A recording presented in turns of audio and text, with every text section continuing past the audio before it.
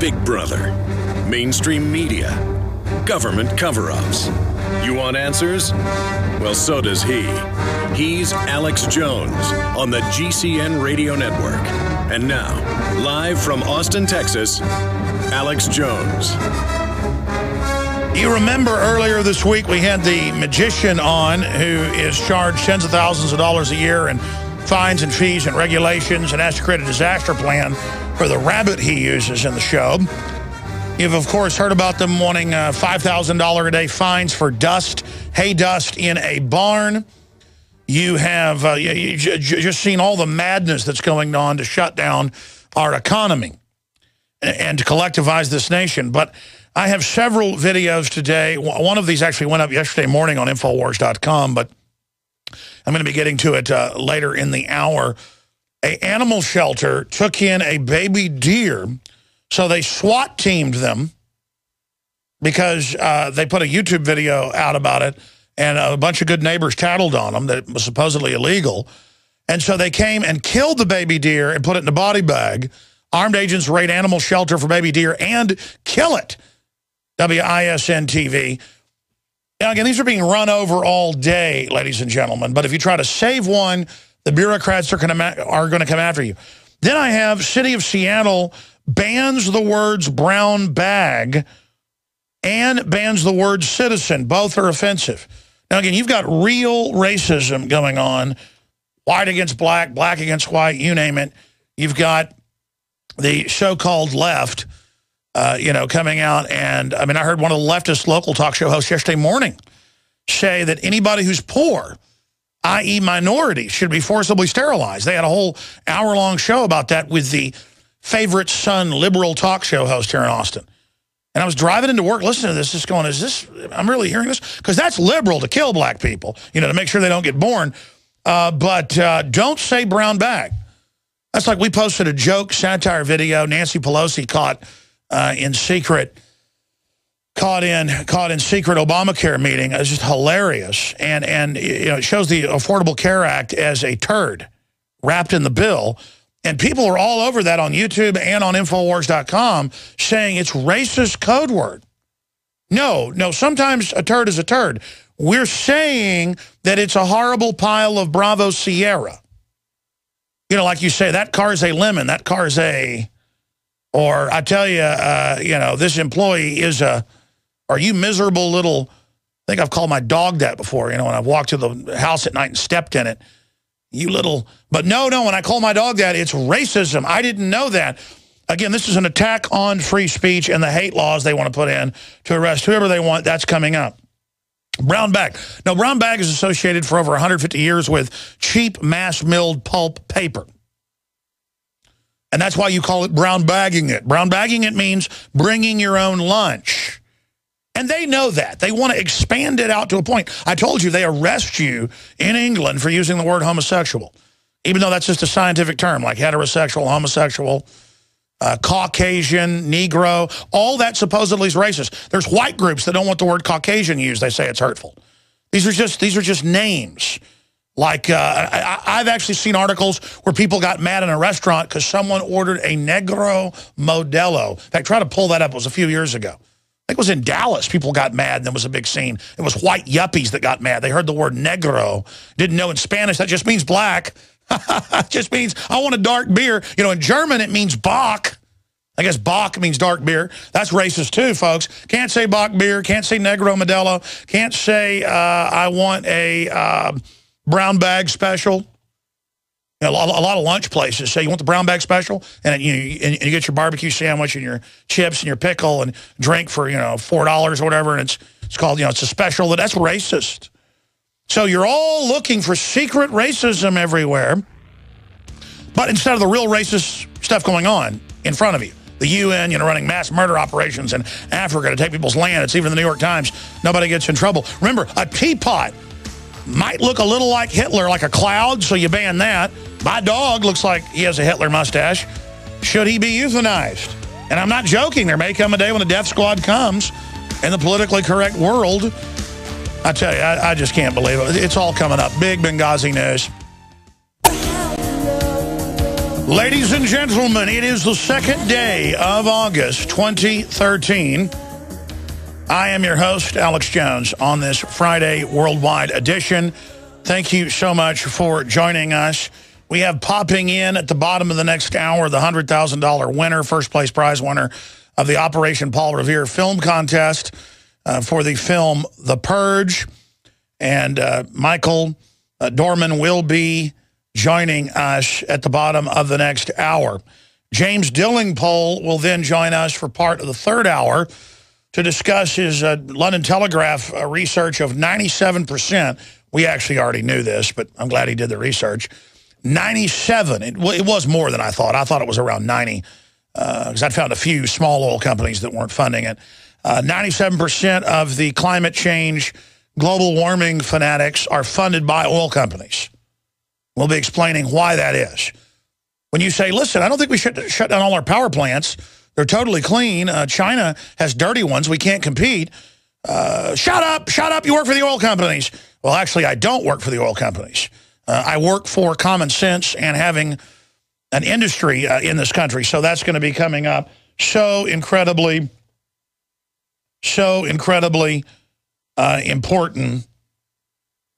Now, we have huge news on the science front, massive news on the Benghazi front as well, and huge news on the BBC and the British government pedophile front that I've got to get to, because I had this news yesterday, more has come out today, and I didn't cover it because I kind of psychologically shy away from this. It's so horrific. I'm not a big fan of horror movies either.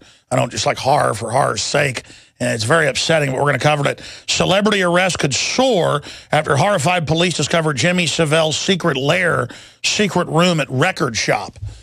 This is the guy who was the most trusted confidant of the royal family, including the Queen of England. And there is a reason all of this is coming out now. Undoubtedly, this has been known for decades. They are blackmailing the British royalty to fully sign all their power over to the Rothschild Rockefeller bank combine. So this is the true fall of the House of Windsor you're seeing right now with the blackmail. And you're also seeing the globalist move on Rupert Murdoch with the hacking scandal, threatening to arrest him if he doesn't basically submit to their takeover. So this is very serious information going on right now, and I'm going to be breaking that down as well. Also, I've been telling you about this for really about 17, 18 years on air, but I learned about it a few years into the broadcast. And that's plastic, chemical, BPA, may harm human fertility and cause cancer. And that's a new study, a big scientific study they're reporting on Fox News. That's today. The answer, of course, by White House-run MSNBC will be to come out and say that I say that they're making people gay with juice boxes. When what I actually said and what I actually covered was the fact that it also has that side effect. So we're going to be going over that report as well. Also, here's a CNN headline today. Your TV might be watching you. Oh, really? I told people this 16 years ago when I was visited by a Time Warner high level. I'm not going to say how high level. They can go back to the time to figure out who it was. But a high-level engineer in Time Warner in Central Texas. And when I broke the news that the televisions had hidden microphones and that some even had hidden cameras, I was given death threats. And I mean the type where they tell you what your girlfriend had for lunch.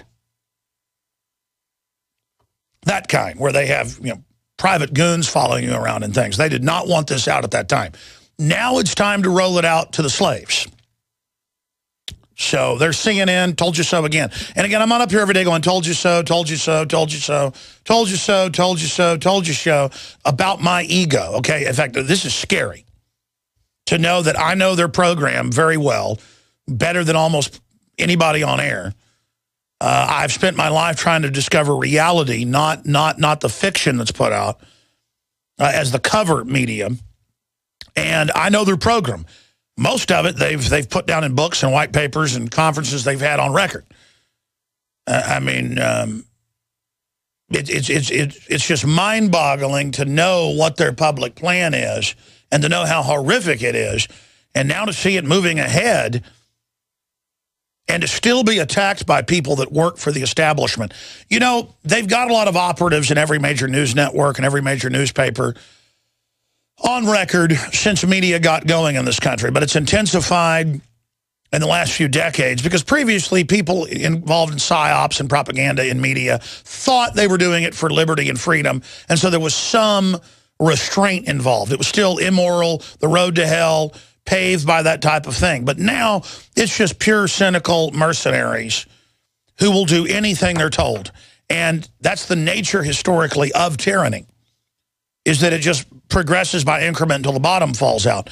But when you see the announcement of the Pentagon and the CIA and the White House to give tens of billions of dollars to every major media outlet and to have the Pentagon openly try to buy off even small bloggers to stir up infighting and disinfo, the fact that they're mainlining that announcement is an attempt so that when it comes out they're doing it, it isn't like, ooh, we caught the Army planning fake news.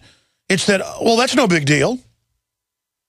It's to inoculate psychologically, because you see, they can't just have their 20 or so, I'm guesstimating, at the Washington Post that are naval intelligence and CIA and then Ford Foundation above intelligence agencies, foundation operatives. That way there's no government oversight. I mean, I know of about 20 known operatives at the Washington Post currently. Bob Woodward, naval intelligence. I mean, the list goes on and on. Bernstein, CIA.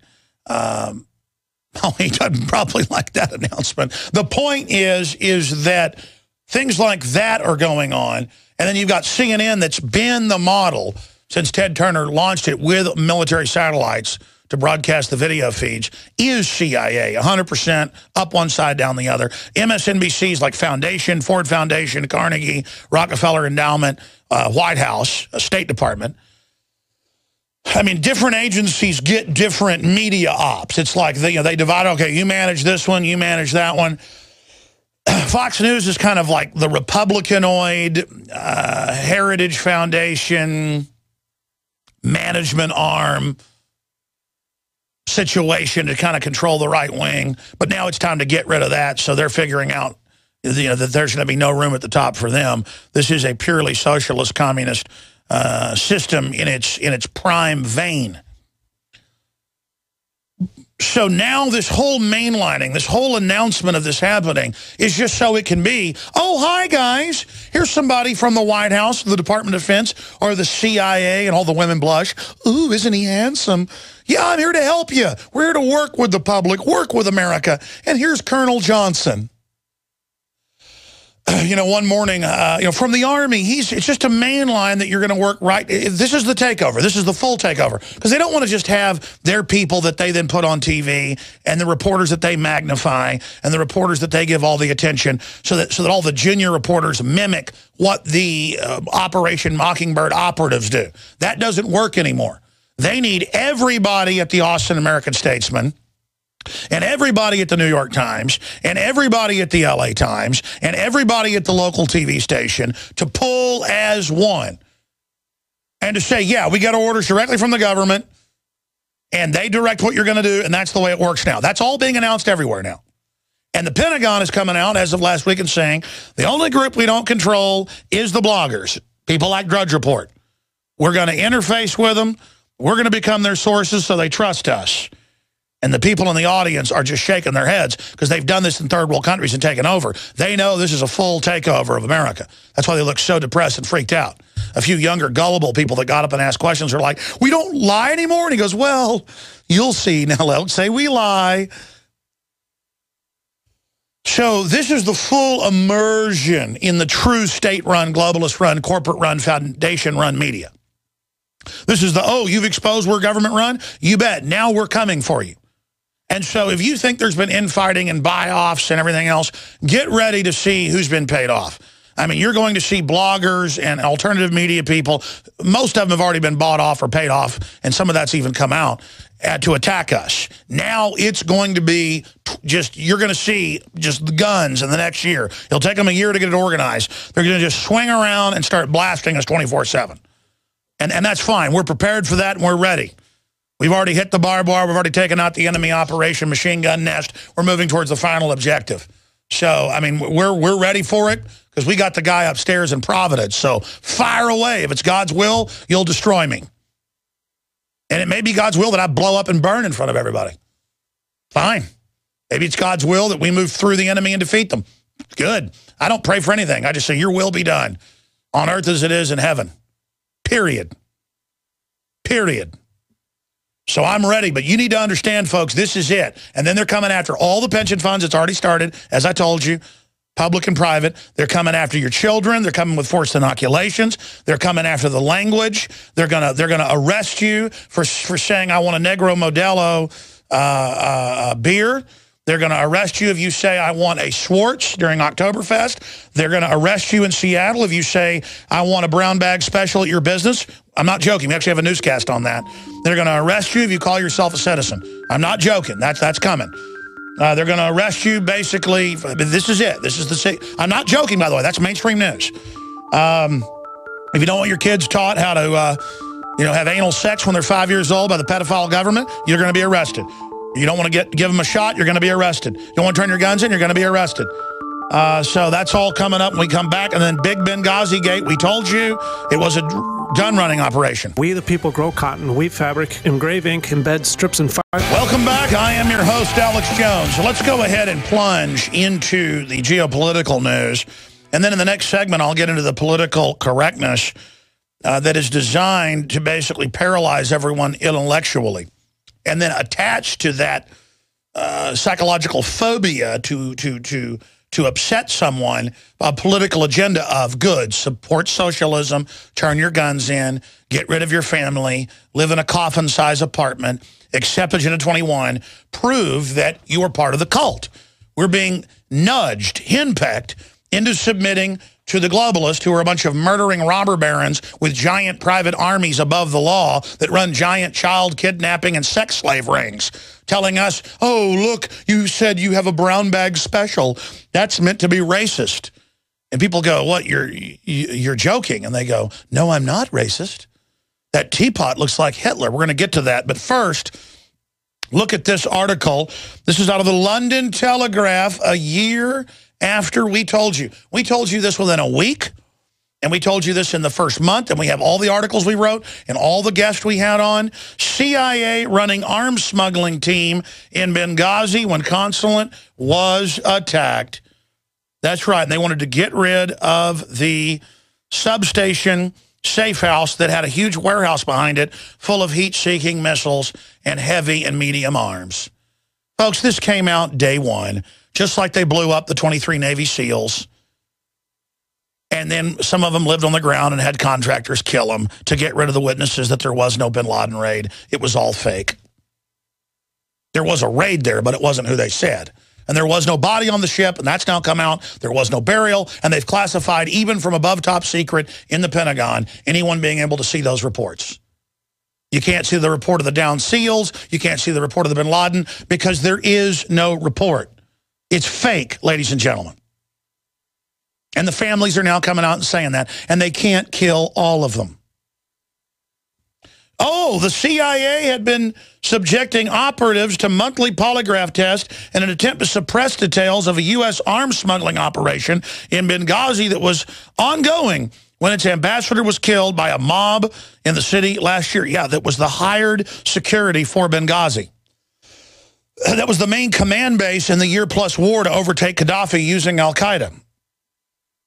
Up to 35 CIA operatives were working in the city during the attack last September on U.S. consulate that resulted in the death of Ambassador Chris Stevens and 3 other Americans. Well, yeah, they had checkpoints down the street trying to catch the people that got away. They didn't want any witnesses getting away. They were directing the al-Qaeda forces to kill everyone so there would be no witnesses as to who gave them the heat-seeking missiles.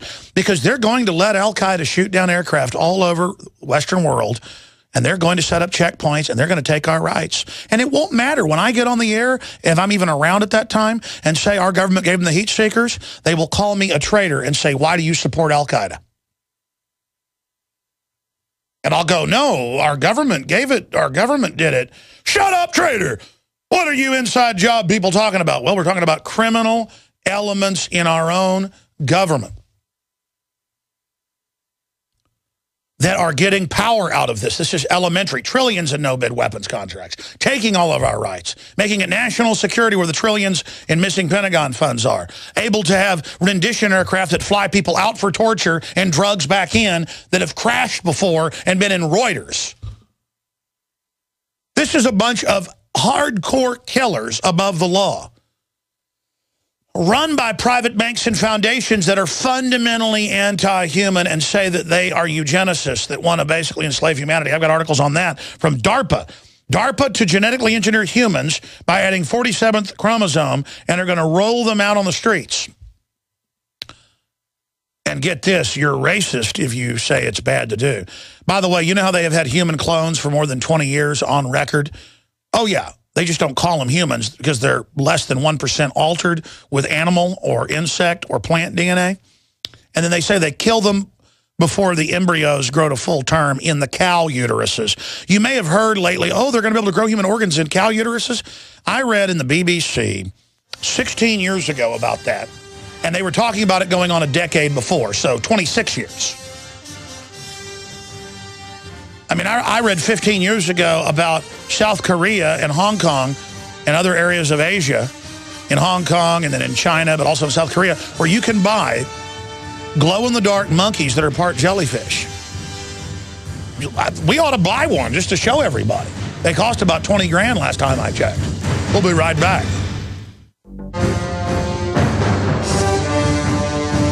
Ladies and gentlemen, we are in a science fiction movie.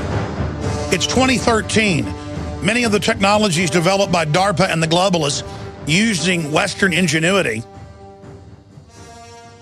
have developed technologies, they say themselves, 30 to 50 years advanced than what the public knows in the national security complex.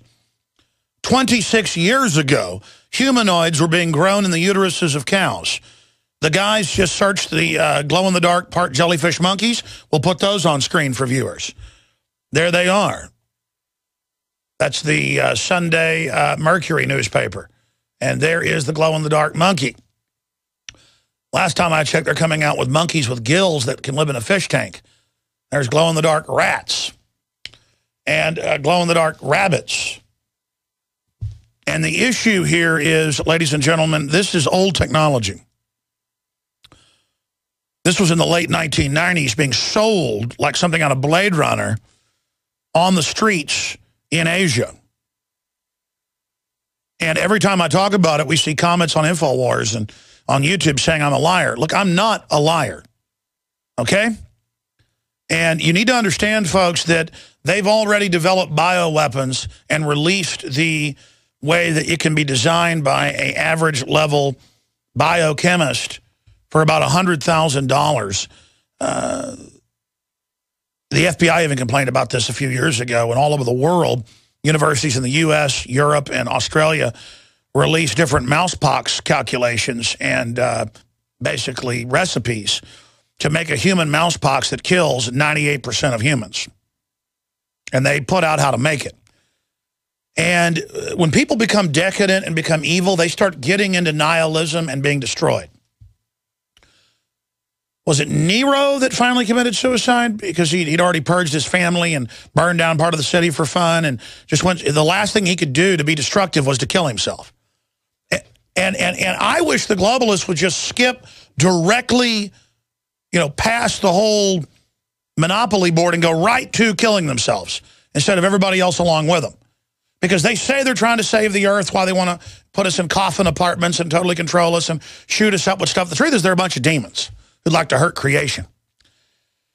Okay, I said I'll get into all that, and first the other geopolitical news, but just briefly here, ladies and gentlemen, we carry the very best products at InfoWarsStore.com, whether they be the inner food, totally organic, Whole Food Systems at the lowest prices, whether it be eFoods Direct via InfoWarsStore.com, whether it be all the Patriot apparel on the Second Amendment. I mean, you name it, just really great shirts, over 100 designs, women's apparel, InfoWars bags, luggage, coffee cups, umbrellas, you name it.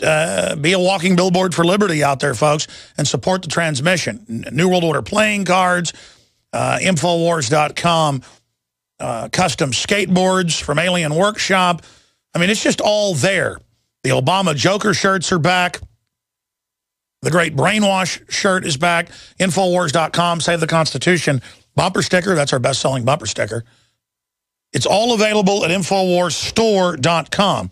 And remember, when you buy from us, the good guys, you get high-quality products at the lowest prices we can offer them to you. In fact, so many times we have to sign agreements that, you know, it's the, you know, lowest advertised allowable price. And then we throw in free goodies on top of that. But when I can, like with ProPure, the lowest price out there. We already have the lowest price, then 10% off with promo code WATER. Whether you go to InfoWarsStore.com or whether you call 888-253-3139. That's 888-253-3139.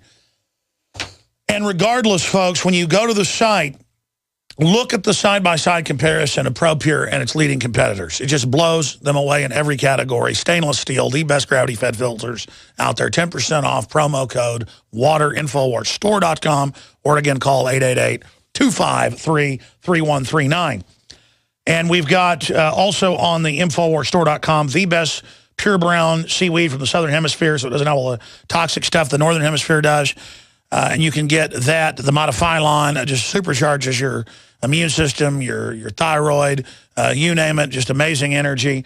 The best brown seaweed out there, concentrate at InfoWarsStore.com. Okay. Let me get in now to political correctness. You remember last week, I took a photo of one of my French bulldogs, Captain, who is white and brown and gray. They call it blue. And Captain is a 5-year-old French bulldog, and he likes everybody. I promise he's not a racist, but we're thinking about, just to prove that we're not racist, we're thinking about having him shaved, because he does have some black fur on his front lip that makes him look a little bit like Hitler, folks. And my wife first pointed out a few years ago that he looks like Hitler. Even in the eyes, he is very Hitler-like, not in his behavior, very sweet, very loving, and likes everybody. But that's only on the surface. We all know that, like the teapot that JCPenney banned earlier this year that looked nothing like Hitler, but the handle looked like the hair, I guess, in a round handle for the top looked like a mustache. Looks nothing like it, of course. And I guess a bronze bell looks like Hitler, too. So that's been banned and destroyed. And they've apologized, by the way, for, it'd be like if you saw a cloud that looked like an elephant or a giraffe. We know that's racist, too. So I apologized last week for Hitler dog on air. Of course, I was not being totally sarcastic. Ladies and gentlemen, we later found news articles where people had pointed out that their neighbor's cat looked like Hitler and were disturbed because it happened to have a black spot on its head that looked like Hitler's hair and happened to have some black fur. And so should there be a nationwide move to euthanize? I mean, should I euthanize Captain? Should people euthanize? Maybe a white cat is racist. Get rid of them. I mean, why stop there? Because, listen, I'm not joking last week saying that's where political correctness went, because they have to get you totally obsessed with the fact that you've been bad. They have to get you obsessed with the fact that using the word homosexual is against gay people, so you get arrested in England. I had the BBC reporter on, Robin Page, who was, by the way, kind of a liberal, but gave a speech saying rural communities deserve the same rights as homosexuals and Muslims. He was arrested. And they have people in cafes listening for racism. But when the government kills 1 million Iraqis, that's not racist. Or when Margaret Sanger says we got to kill the blacks, that's why we have abortion, that's not racist. Real racism, when I heard a local talk show host yesterday say it's time to sterilize all the poor people, including the minorities especially. That's all liberal. Oh, you're liberal. So you're worried about a teapot and a French bulldog, but you wanted blacks are, bad gene pools? Because I have the state board, when Susanna Hupp, a few years ago, the state rep, this is in my film Endgame, Blueprint for Global Enslavement, the actual clip from the state of Texas TV. I mean, and they have the head of the psychiatry board on, and they say blacks have bad gene pools. That's why we have them. It was like more than 80% of blacks in foster care are on psychotropics, on average 7. On average, everybody at 67%, or about 2/3. And they said these people, if you're poor, you come from bad gene pools, and so we have to drug you. No judge, no jury, no nothing. Antipsychotics for 3-year-olds that brain damage them because, blacks have bad gene pools. So if you say blacks don't have good genes, well, that's, well, that's fine. You want to kill them? Oh, well, that's reasonable. But if it's a teapot, whoa, it looks like Hitler. They are creating mass mental illness in the public. So see, I'm not really joking about my dog being Hitler. Because if they can convince people he's Hitler, he is Hitler, and he'll have to be burned at the stake. Maybe he's a witch, have a witch burning. We'll tie rocks to him and throw him into the water, and then if he drowns, we can bury him a Christian burial because he's a non-Hitler. But if he is a Hitler, he'll be able to tread water, and then he's got to be burned at the stake. And I'm being sarcastic, folks. They'll know I'm being sarcastic, but they'll probably have Rachel Maddow come out and say that I want to kill my dog or something. That's what they do, even when I say it's satire. Now, this is not satire. City of Seattle tells employees they'll be fired if they use the word brown baggot. So people say, I'm not, I don't, all the time. Last week I asked Kurt, I said, hey, I'm going to buy the writers lunch. You guys have done a great job. And he goes, oh, man, my wife made me some great stuff. I'm brown bagging it. Yeah, I got some great ribs left over from last night. And, that's racist, too, because, black people like ribs. By the way, whenever I talk about Obama and being Jim Jones, his followers wanting to drink the Kool-Aid, they say, oh, black people drink Kool-Aid. Really, I thought everybody drank Kool-Aid. See, everything, you can't talk. If a high school wants to have a joke day making fun of country people, that's what it's really about, is making fun of rednecks. That's what the day was. The feds found out in Arizona and are moving to sue everybody and ban it, saying girls can't wear Daisy Duke pants and put fake teeth in, which really it's making fun of people from the country. That's really the only acceptable thing is to be anti-rural white. So in a way, it really is a prejudice. And it's kind of fun, too, though, because I'm kind of a redneck, so I can make fun of it. I'm allowed to. But the point is that it's clearly a very popular thing. It's like dressing up like a caveman. Well, thank God for the caveman. But the point is that that's what this is all about. And so it's about getting you obsessed with everything that's not real so that you ignore all the real foreign bank stealing $85 billion a month of taxpayer money, General Motors being shipped overseas, our power plants being shut down. That's the globalists discriminating against us all. But see, as long as they can divide and conquer us, everything's okay. So, but it gets worse. You can't say the word citizen because you're not allowed to. That might hurt people that aren't citizens. Just like in San Francisco and Texas. Or was it in Dallas, too, it happened a few years ago. You're not allowed, it was Hispanic students at one school wearing, one of them, it started when he wore an American flag shirt, just American apparel. American flags, and they said you can't wear that. And then the illegals all wore their Mexican flag shirts. And then the school suspended 6 Hispanic youth, American citizens in San Francisco, because they said the American flag is hurtful.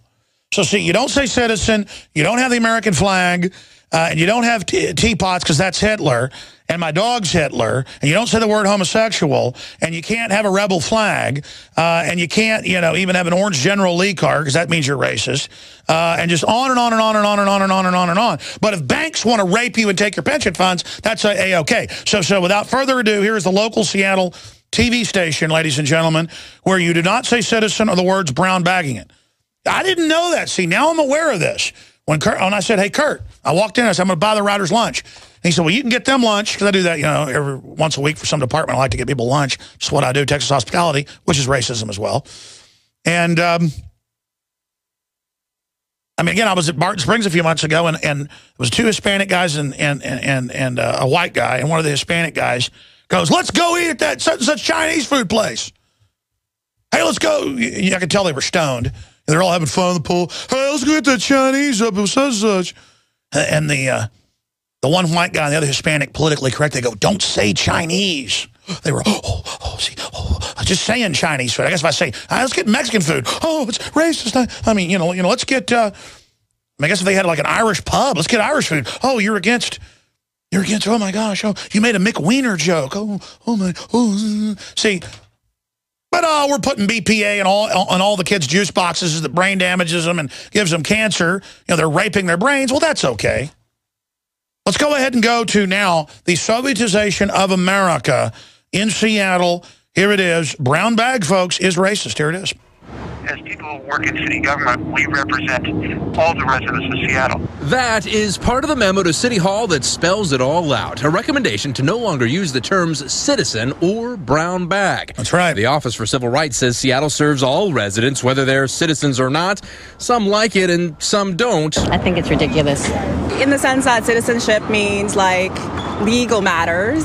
It might not account for everybody. And while city leaders publicize brown bag lunch meetings all the time, the term does have a sordid history. It used to be a way that people could judge the skin color. But do you find it offensive? No, not at all. I personally don't. They've been calling that brown bags for years. And those responses made us think, what else might governments try to ban? Brown bags come from the supermarket near the black olives, the white onions, and the yellow mustard. Dreaming of a white Christmas. Uh-oh, it's racist. We all want a white Christmas, and a lot of us tie yellow ribbons around that old oak tree. That's racist. While UW students spend years walking through Red Square. But the city of Seattle is not alone. State lawmakers just voted to remove all gender-specific words in official records. Freshmen are now first years. Journeymen are journey level, and penmanship, handwriting. Come on, we all know what it means. To offend or not to offend? I mean, I think that's carrying it to the point of ridiculous. That's the point. Turns out it's a really big question.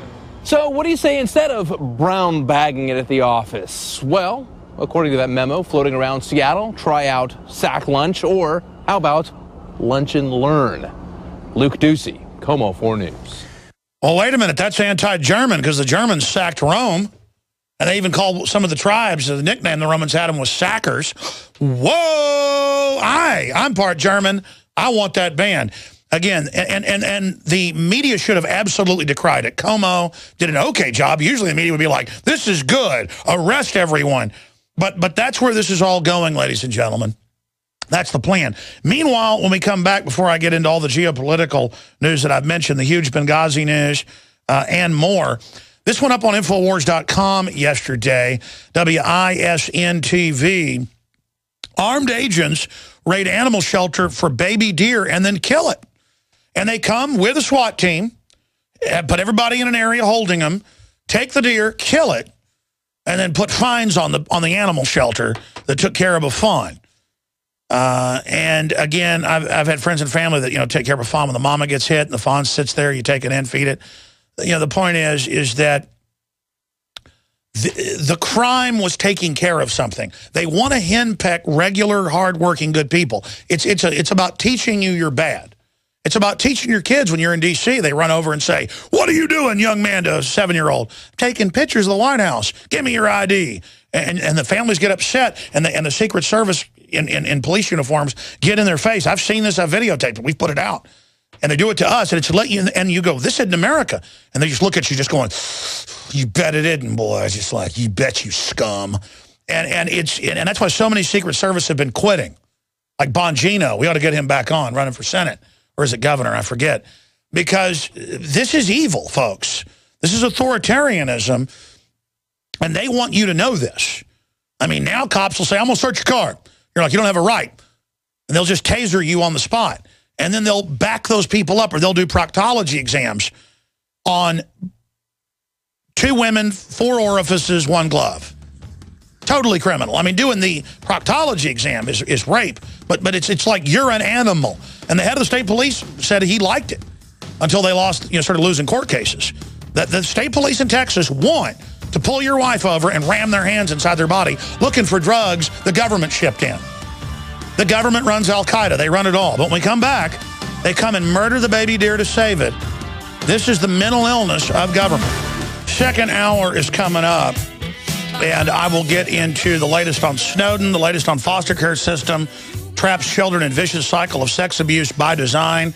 That's an article by Leanne McAdoo up on Infowars.com. We're going to tie that in with celebrity arrests could soar after horrified police discover Jimmy Savelle's secret lair at record shop. Now, I'm not going to play this whole newscast. It's up on Infowars.com. But they come out there, gripe at him with police, herd them all in for hours, search the whole place, take the deer, give them fines, kill the baby deer. And this is a pattern everywhere where they nickel and dime and obsess on clearly good people. Because we're the food. They don't mess with real criminals. CPS, when I see it, doesn't take kids. You hear it all the time where the kid dies in their crib and weighed 1/3 what they should and had flies all over them. They don't want that kid. They want the healthy kid. That's why they have a 50% turnover on average in CPS nationwide. Look it up.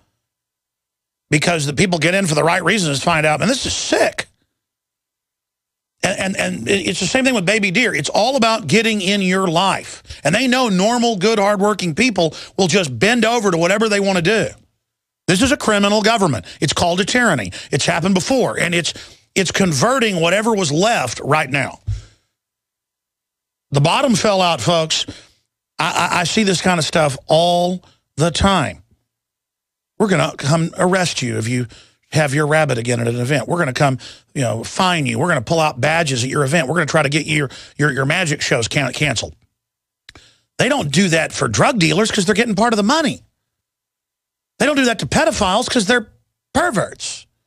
Let's go to this clip where they kill the baby deer to save it. And even the news didn't say that. It's like armed agents raid animal shelter for baby deer and then kill it should be the headline. Here it is. 2 weeks ago, Ray Schulze was working in the barn at the Society of St. Francis on the Kenosha, Illinois border when a swarm of squad cars arrived, bearing a search warrant. 9 DNR agents and 4 deputy sheriffs, and they were all armed to the teeth. The focus of their search, a baby fawn, brought here by an Illinois family worried she'd been abandoned by her mother. When it made a little noise, it sounded like it was laughing. Schulze deals mostly with dogs and cats. He videotaped the fawn they named Giggles during the 2 weeks she was here. The DNR began investigating after 2 anonymous calls reporting a baby deer at the no-kill shelter. The warden drafted an affidavit for the search warrant, complete with aerial photos, in which he describes getting himself into a position where he was able to see the fawn going in and out of the barn. Agents told staff they came to seize the deer because Wisconsin law forbids the possession of wildlife. I said, the deer is scheduled to go to the wildlife reserve the next day. A wildlife reserve in Illinois, which allows the rehabilitation of deer. Schulze says agents corralled workers near the picnic area, then set out in search of the fawn. I was thinking in my mind, well, yeah, they're going to take the deer and take it to a wildlife shelter. And then here they come carrying the baby deer over their shoulder like a bag she was in a body bag. I said, why did you do that? He said, well, it's our policy. All right, that's and enough. I said, well, that's one hell of a policy.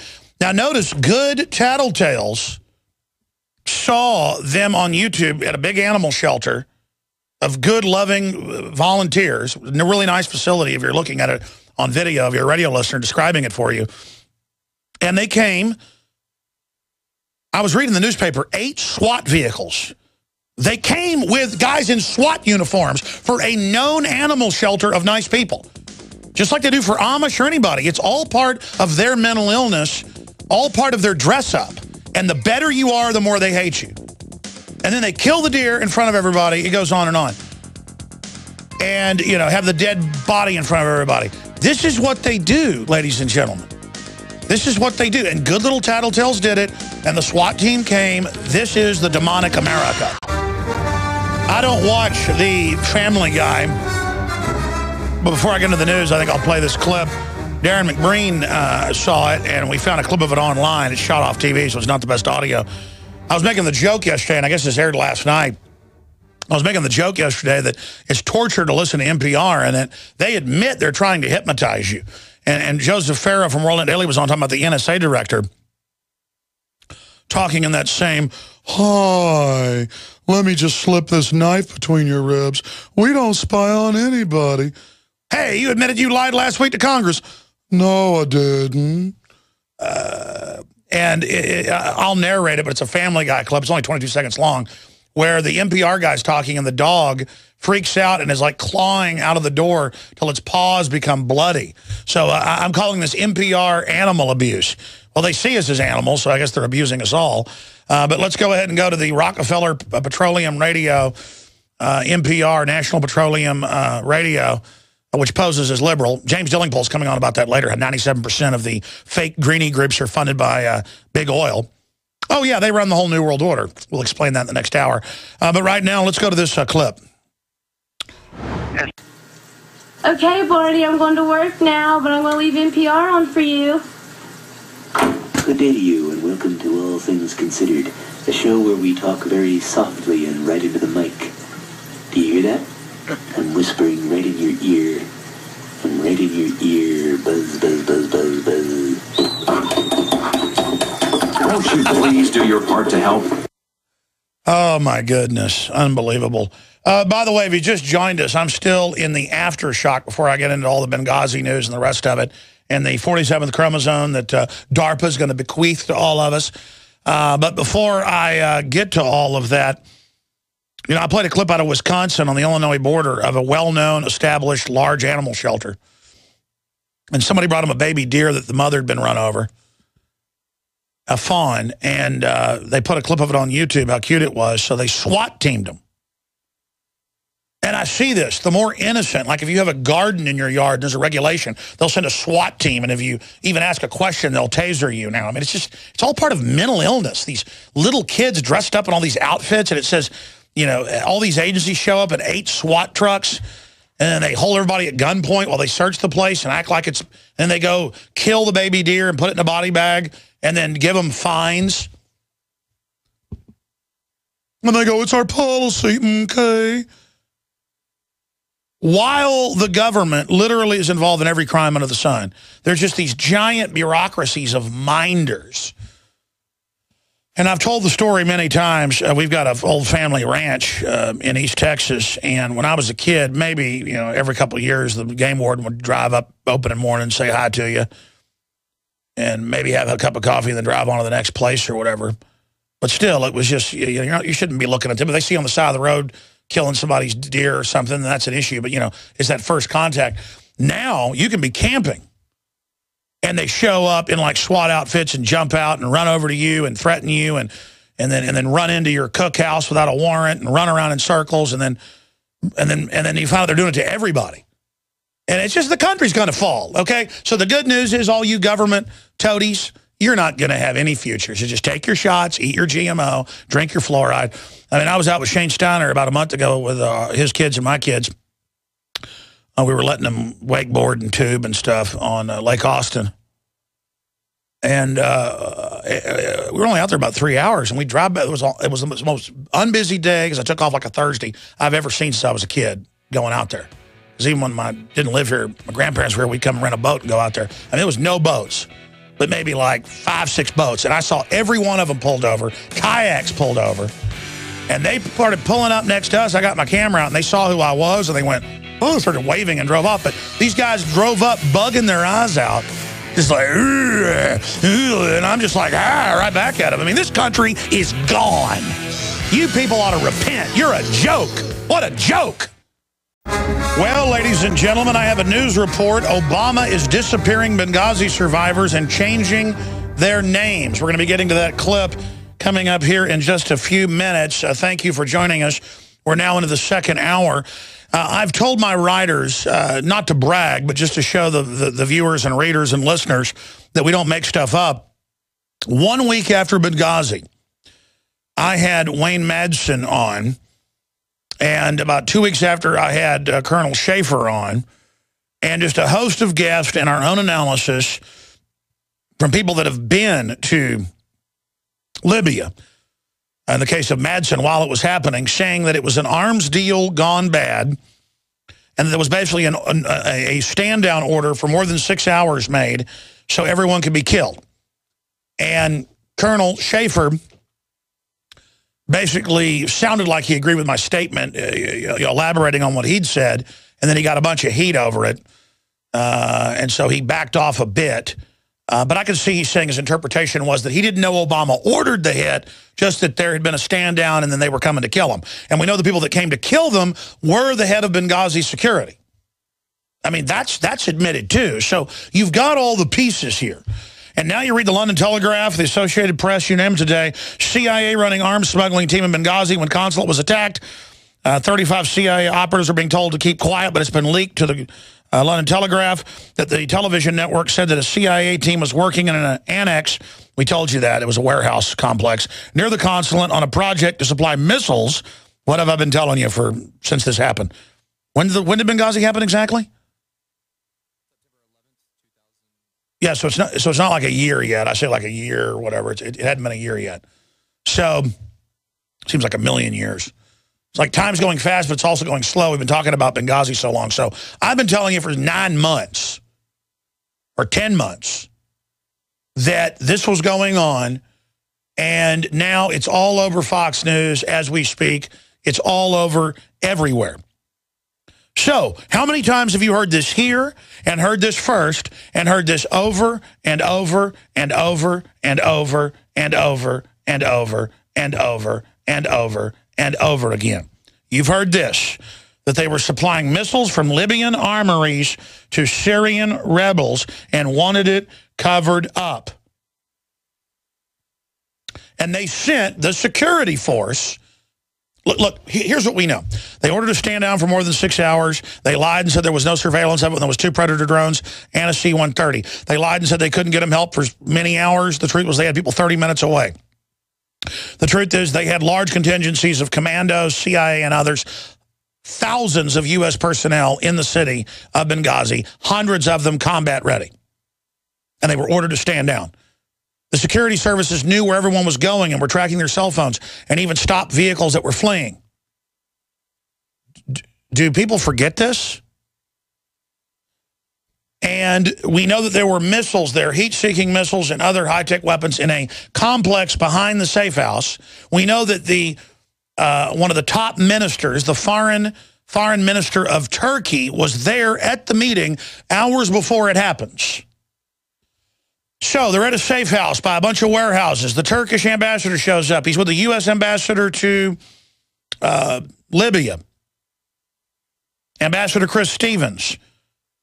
Here comes hundreds of the security service with inside knowledge of how the State Department, CIA, Navy SEAL security is working.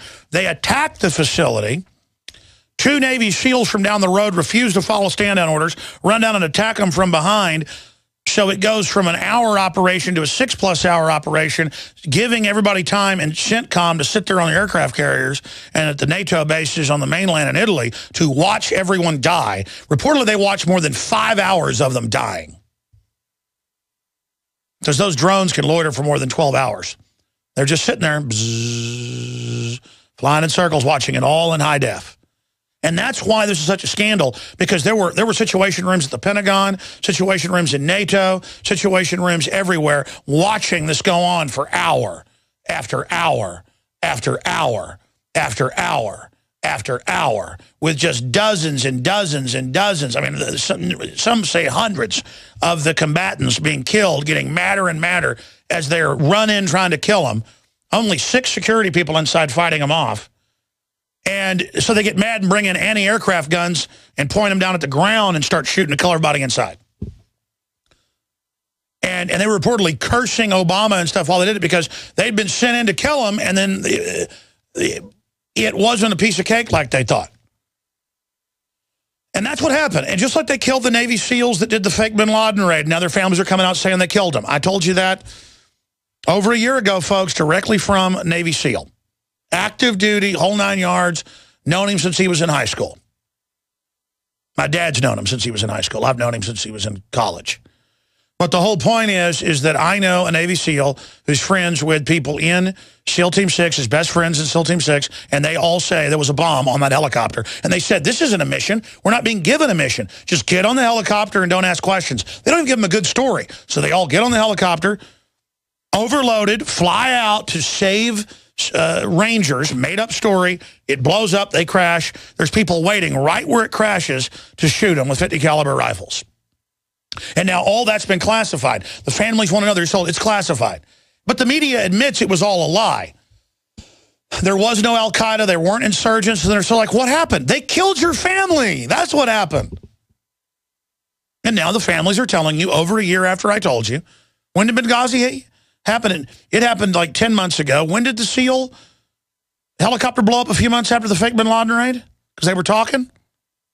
And it's also come out in mainstream news that no one saw bin Laden thrown in the water. There was no ceremony. And they've court-martialed like 36 last time I checked of people that were speaking up. It's like a record number of court-martials on a ship kicking them out because they were all talking. I mean, ladies and gentlemen, this whole deal is cut and dry.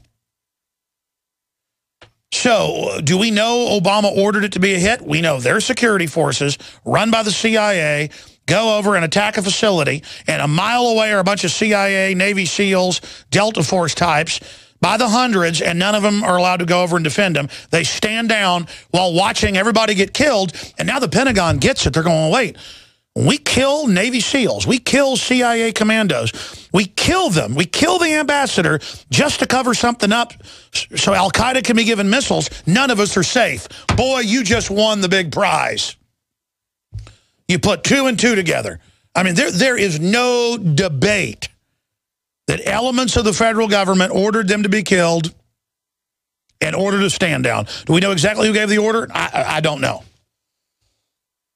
But Obama has been lying about it from the start. So I told you the SEAL families and the SEALs know they killed those SEAls. That's now Fox News, Michael Savage finally pushed it out and got it broke. We've been talking to the families. When I talked to SEALs and their families, they were scared. They said, look, we'll all be killed if we talk. They've told the SEALs, we're not just going to kill you. We're going to kill your family. Do you understand that? And by the way, I've had the former Joint Chiefs of Staff chairman on and other admirals all saying they were there when LBJ said, I want that ship going to the bottom on the USS Liberty. And then I've interviewed the officers of the USS Liberty. It's on record. It's archived. There's over 30 plus of the interviews or more, probably 50, I don't know, where they were on that ship and they were told, well, you survived, you're getting the Congressional Medal of Honor, but if you ever talk, you won't just be court-martialed, you're going to be killed. This is the highest national security. And they've called the Navy SEALs in and said, there's a lot of talk. You talk about this, you're dead, and your families are dead. Well, the families are speaking out. They're like, go ahead and kill us then. We're going to speak out. And they may start killing their families. I mean, you know, they'll have minivans full of, you know, Navy SEALs families and blow them up. Maybe they can burn them at the stake publicly, and liberals are all get around, dance around in circles around it. I mean, I don't know, man. That's how dishonorable this is. That's how sick this is. That's how out of control all of this is. And it's only going to get worse and worse and worse, because we interviewed a Hitler Youth a few years ago, and we're going to put it in the film. He died last year, about a year after we interviewed him. And he said it was the godlessness. Germany became godless and said, oh, there is no God. And as soon as they said that and there was no standards, well, why not do everything? Why not? And you'll learn in business and life, a lot of the public's really screwed up now. More and more. It's spreading everywhere. Businesses talk about this, especially in the Western decadent world. Now, there's offshoring for a lot of reasons, but one of the big ones is the average Westerner has become so lazy and so mentally ill and so weird that they could have a chance to make $100,000 by doing a little bit of hard work. They'd rather imagine they're going to cheat you and do great, even though it destroys them. And everybody's marveling at this. You're seeing it because they're godless. And I've learned that people that say they're an atheist, people that say they're proud, on average, and that laugh at you because you believe in God, they are the people that are just scum. I mean, there is no way to describe it. They have no pillars. They have no mooring. They aren't human. They think you're dumb, and they think they know everything, and it's like a disease of like morons. And I know there's some atheists who might be nice people out there, and folks who are agnostics say, hey, I don't know, and I don't like organized religion. Well, I certainly don't like it either. But I just keep noticing that the people that are, and you know, like talking to Von Campy, the Hitler Youth, He said it was the atheists. And he said they weren't really atheists, they were devils. And that's really what it is. People say, well, why are they doing this? Because they like to do it. The journey is the destination. And so I told you so. It was about missiles in the warehouse from our sources. And a year plus later, we're confirmed right yet again. CNN's now announcing your TV is watching you, by the way. Alex Jones here, back live. We're going to have the $100,000 winner of the Paul Revere Contest pop in briefly, who made the purge, in the next segment. Then I'll get into a foster care system revealed as a conduit to the giant pedophile network that runs the planet. And that's now coming out in the Daily Mirror, you name it. So we're going to be breaking that down. Yeah, they act like monsters. They're building a monstrous system. They are monsters. It's a legion of doom, a group of scum who have different vices, but hurting innocence seems to be what binds them all together. The tie that binds. And this is our journey into evil right now.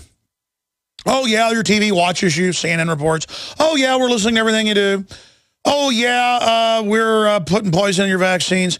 Yeah, we're going to take your kids away from you. Yeah, we gave missiles to Al-Qaeda. Yeah, but oh, by the way, it's in the news today that contracts are being given to Al-Qaeda in Afghanistan and Syria. And the headline is, the Pentagon can't help it, but they can sure take your kid away from you and make them cry and teach them that men in uniforms can touch them. Because that's their religion, and they can do it in front of you, and you'll put up with it because you want to be enslaved, and you aren't going to be. Don't you worry your little head for just one little second. Pentagon has awarded contracts to Al-Qaeda in Afghanistan. Steve Watson, he links through to a Bloomberg article. What did Karzai say a few months ago? He said, the West runs Al-Qaeda, and they're trying to kill me, and they want to keep a war going so they can control the opium. I don't just believe Karzai. I happen to know that's true. But if you tell a cop you don't want him to search your car to look for heroin, they'll break your jaw. In fact, there's a lawsuit out in California where a Ukrainian legal immigrant was driving a truck and didn't understand the officer when he was saying sign the digital ticket. So they drug him out and bashed his head in the ground and almost killed him.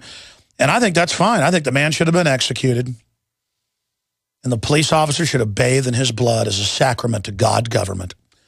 Truck driver nearly beaten to death. There's the headline. Of course, I'm being sarcastic about how the government's God, but you're going to find out it's God, folks. Let's move right along now from Al-Qaeda being awarded contracts. Small-town police are tooling up with elite military hardware, from armored vehicles to machine guns and helicopters. That's being reported on. The line between police and troops is now a blur. And even the establishment publications like Wall Street Journal say, we're in deep trouble. Oh, you figured that out? Think you figured that out yet?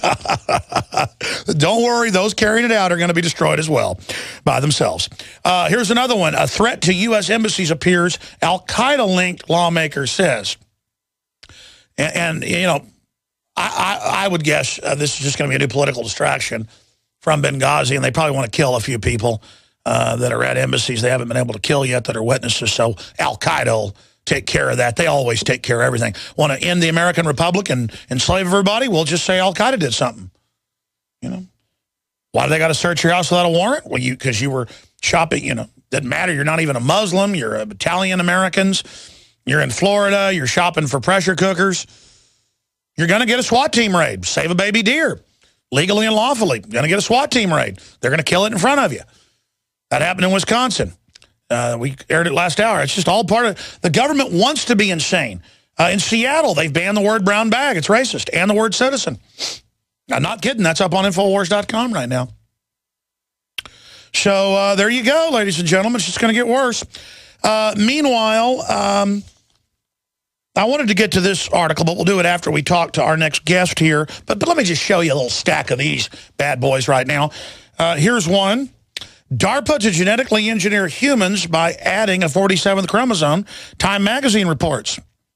And the truth is they're already messing with our DNA and admit that with the GMO foods. And out of the mutations, it'll kill most of us. They want to find out how they get the Ubermenschen or the Superman out of that. Continuing here, FBI taps hacker tactics to spy on suspects. Plant stuff on your computer. Okay. And then here's CNN. Your TV might be watching you. And it goes on to say, with cameras, microphones, and definitely with the digital info, it's compiling everything about you and selling the data. I told you that 15 years ago. I don't know, 1997 is when I met with the first Time Warner engineer. By the way, never heard from him again after that happened. I just got death threats. And I told you all about it then. I guess breaking news and being right's bad. I'm sorry. I'm sorry. Oh, it's in Fox News that BPA is giving people cancer, sterilizing them, and making people gay. But instead of getting an apology from everybody, I'll be attacked more. We're on the march. This is Jones. My friends, everybody in their gut knows it. Everybody can see it intellectually. Even the most dull out there know that we're going into a metastasizing, multifaceted, multivariate, interwoven, interlocked bloom of corruption and control freaks playing God and wanting to run our lives because they crave it. And good people never want to run people's lives. They're confident, they're happy, they have lots of friends, they have lots of hobbies and ideas, and life is fulfilling. And so we don't seek to dominate others. We enjoy being honorable. We enjoy being constructive. We enjoy standing up, though, for ourselves when it is an immediate threat.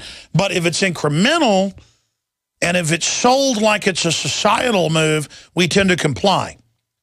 Now, resistance and noncompliance is not patriotic. It's not just common sense. It is survival. It is unequivocal. It is default. And the answer to bring down the technocrats is for there to be a great awakening. We're very close to that. And that's why they're attempting to just mainline all the bad things they're doing in an attempt to just overwhelm us. Instead of denying it while they built the control grid, now they're like, okay, you're resisting it, but it's just everywhere. And yeah, we were doing everything. What's you going to do about it to make you feel overpowered, to make you feel small? But it's time to stop complying. It's time to start getting aggressive. It's time in nonviolent civil disobedience at every level. And they phrase civil disobedience meaning a legal, lawful protest. That's not what civil disobedience is. Civil disobedience is loading your shotgun in D.C. to exercise a right that's inherent. And I'm not recommending you should do something that honorable and courage-filled. But it's now time to start getting aggressive. And film is the language now. Television is the language, not so much print. That's for more thinkers who then can influence others. It's important to put it down in text, but film and video is now the way to really communicate. And that's why we had the Paul Revere Contest, $115,000 that, quite frankly, I didn't have. I took my own personal nest egg savings that's not very large and putting it into this because it's all pure research. I don't even know what would come from this. Millions and millions of views already, over 600 films, several hundred of them really good, more than 50 or so that are excellent, a few, 7 or 8 that are just amazing. It was about, okay, they've spent tens of billions every year for propaganda and disinfo and New World Order garbage. What would $115,000 do? Because I don't want at the end of this, you know, just I got a nice house and a nice car and a hot tub, and boy, that's great. That doesn't fulfill me. That doesn't float my boat. That doesn't give me a thrill. You know, they get a thrill up their leg. They're at MSNBC when they see the president. Well, I guess Slimeball Matthews gets some kind of homoerotic excitement. Well, that's his own issue. I'm all into freedom. Great. Good for you. The point is, I don't get a thrill up my leg when I look at Barack Obama. I get a chill up my spine of concern and my instincts, but also intellectually knowing danger, warn people. So we've had the contest. It's been a big success. We're going to continue to showcase some of the films, some of the music videos, some of the comedies that didn't get a lot of attention on the nightly news, on the radio show, on prisonplanet.com, on Infowars.com. And we all know that the time is short. The enemy's moving quickly because the enemy knows the time is short. And so now is the time to be all in. Most people have been super good sports if they didn't win first, second, or third place. Some people I saw took their videos down. That's your loss for society and humanity. So some people can't stand losing. You only lose by being a bad sport. You win by being involved in the great game of life on the side of good. It's the animating contest of liberty that's empowering.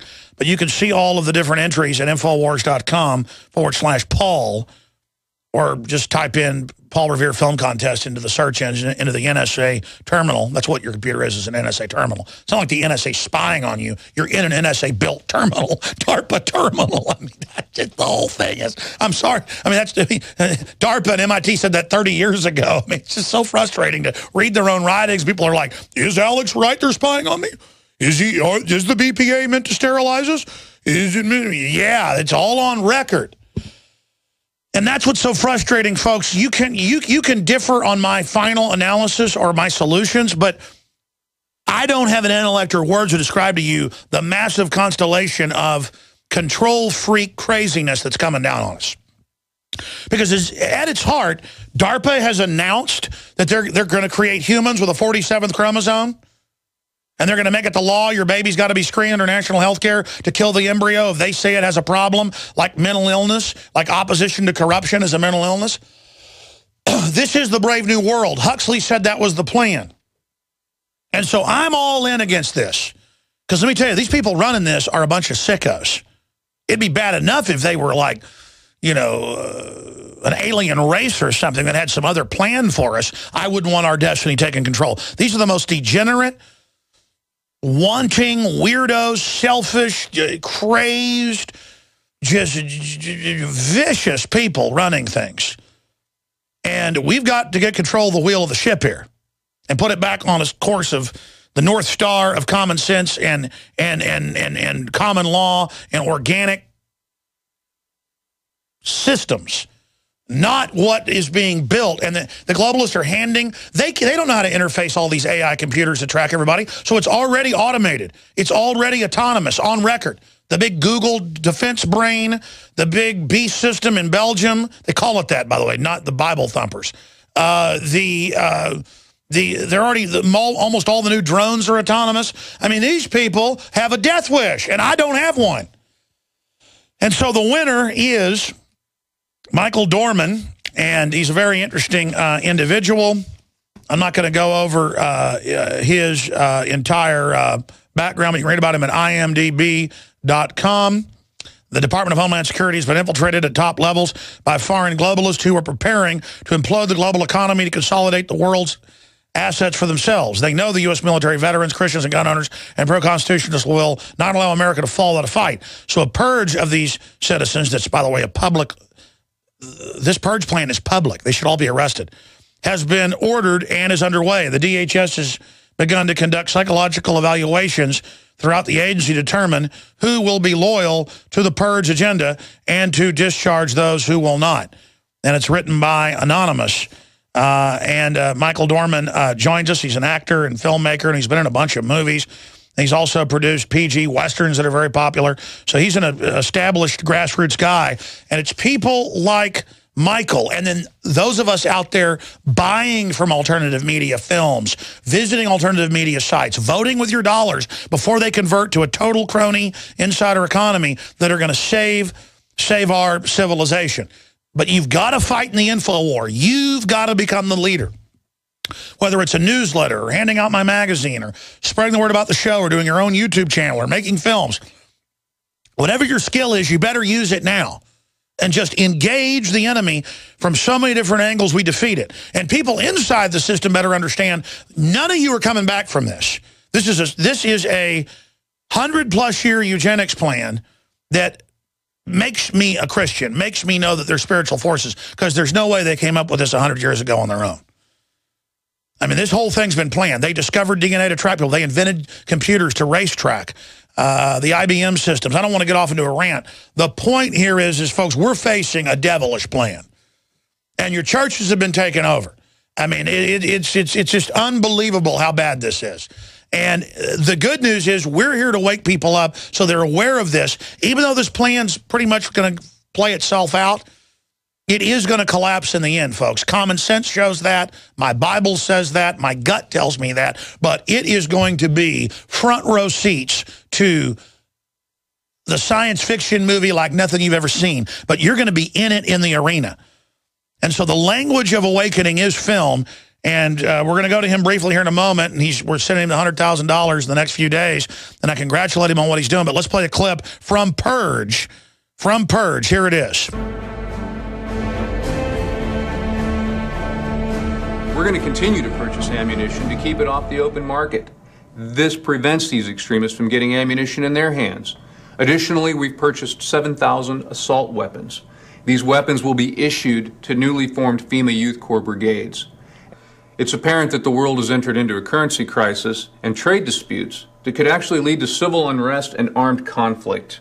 Now, in the past, extremists were easy to identify. They were skinheads, KKK members, radical political ideologists. Well, now it's becoming a little more difficult. This group includes anti-abortionists, pro-constitutionalists, believers in biblical end times, gun owners, and most importantly, military veterans. Excuse me, but military veterans are not extremists. And believers in end times? That's like every Christian in America. That's millions and millions of people. And they're good people. Schreiben Sie die Idee Nummer. All right, now that's Michael Dorhmann's film, The Purge. I wanted to get him on briefly. He was on the Nightly News last night to break it down. We appreciate his work. To tell us about his idea for the film, some of the great people that are in it. I want to talk about some of them, great actors. And the fact that really about 95% of this film is what they're actually doing. I know I'm guessing you use Germans for the dumbed-down public to get, oh, they're foreigners, when it's a corporate globalist foreign takeover. But it's great to have you on, sir. Well, thank you, Alex. I really appreciate it. This was so much fun. It was a mission. It was a real mission, and that's what makes it special.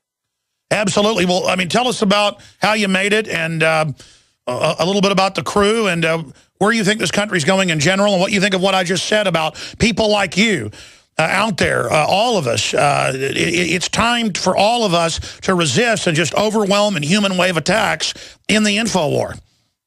Absolutely. I mean, I just gathered a lot of your articles, and so many of your articles in January, February were about the DHS, their paper targets, all the ammo buying, all the weapons that they were hoarding and gathering up. And so I just really put a script together of a lot of those different articles, got creative, got great guys like Mike Wilford, Michelle Bauer that you saw in the film. Mike Wilford, he played the evaluator. Well, he was a Marine. He was stationed in Germany, and he knew German. And that's one reason we use the language. And I personally like the German language. I think it sounds cool to make that globalist effects. I'm not trying to offend Germans. No, it's a powerful, scary sounding language. No, I'm about half German. No, I get it. Yeah. Go ahead. Yeah, well, we put that together. And it's really all about getting into the globalist mindset. And we really wanted to show that in the narrative. And that's what I really like to do in future projects is get into their mindset, and then we get to see it, because you're not going to be able to see that in an interview. You're not going to be able to see that in any other way, but really narrative film. And so it just turned into a great ministry, a great mission, and off we went. What were the other questions? No, just tell us how long you shot it, about some of the other actors. I love all of it, and I get you a short script. The one part, and of course, I couldn't make something this good probably myself, so I'm critiquing, just hindsight. When he says robots, people don't get, it is robots they're moving towards, like autonomous drones, systems that'll follow orders. Humans are being taken out of the equation. That's probably the dialogue I would have written, but then folks probably wouldn't know what that meant. So why did you go with the term robots? Well, just because of the article that you posted, Rise of the Robots. Right. There were at the time. Now, originally, I wasn't supposed to do that role in the movie. I was actually subbing for someone. So a lot of things that I said during that role, I was just kind of winging it. So a lot of that film was really we shot that thing. Oh no! I mean, I'm not even criticizing it. I'm just saying that's the one thing people they just don't get. It is 2013. They are moving to robots. Whether it's an autonomous drone or your smart meter or your iPhone, that's a pre-programmed robot tracking and watching you. I mean, it's so key that they're converting from humans in control of the machines to the machines, because it gives the globalist control. Where'd you shoot this? This was all shot in Tucson, Arizona, and that's where I'm from. And so I know the city real well, and that's where I got all my actors, my great actors, Michelle Bauer, Mike Wilford, Bob King, Tom Grollo. All these guys came together, and we shot it within a week. That was shot in April, so we did that whole thing within the month of April. Wow. Well, I know it's a big commitment to do something like that, and are they excited that they won? Thrilled. Everyone is just super proud. My phone has just been just going ballistic, and my email account, all the great info warriors giving us support. It's been so much fun. I've met all kinds of, the exposure of this has been fantastic. We've already seen great results. That's where it's been such a great mission. It has had such a great effect that all our people have just been so excited. We can't thank you enough. And don't thank me, sir. There's nothing more beautiful than just putting out the idea for a film festival, putting some money into it so people know it's serious, and then just seeing all this incredible pro-human, pro-liberty, pro-truth art. I mean, this has got to be absolute nails on a chalkboard to the globalist. Yes, and that's really where it gets meaningful, and we want to take it to another level. Well, I'm excited. Tell us about some of your other amazing work. I can't wait to, because I've talked to some of the crew that have seen some of the films you produced. You're a really good filmmaker, and you try to make wholesome family stuff as well. Yes, I really appreciate that. Renegade, that's been my Western that just came out a few years ago, about a year ago. And that is about Western where the tagline is, "The good and the bad shall be revealed." It's really a movie about God, gold, and guns. Wholesome Western, good for the whole family. A little mild violence, but it has a great message. And so I'd encourage people to go to chosenfilmworks.com. There's a link there to Amazon to get it. And I think your audience would really enjoy it. Well, that's fantastic. Again, I just want to ask the listeners and the viewers, please be part of this mission. Go, it's commercial free. Go to Infowars.com/Paul. Get The Purge and what other films are on subjects that you want to give to friends and family, and email it, text it, Facebook it, tweet it out. During this next break, I'm going to retweet The Purge out on The Real Alex Jones on Twitter.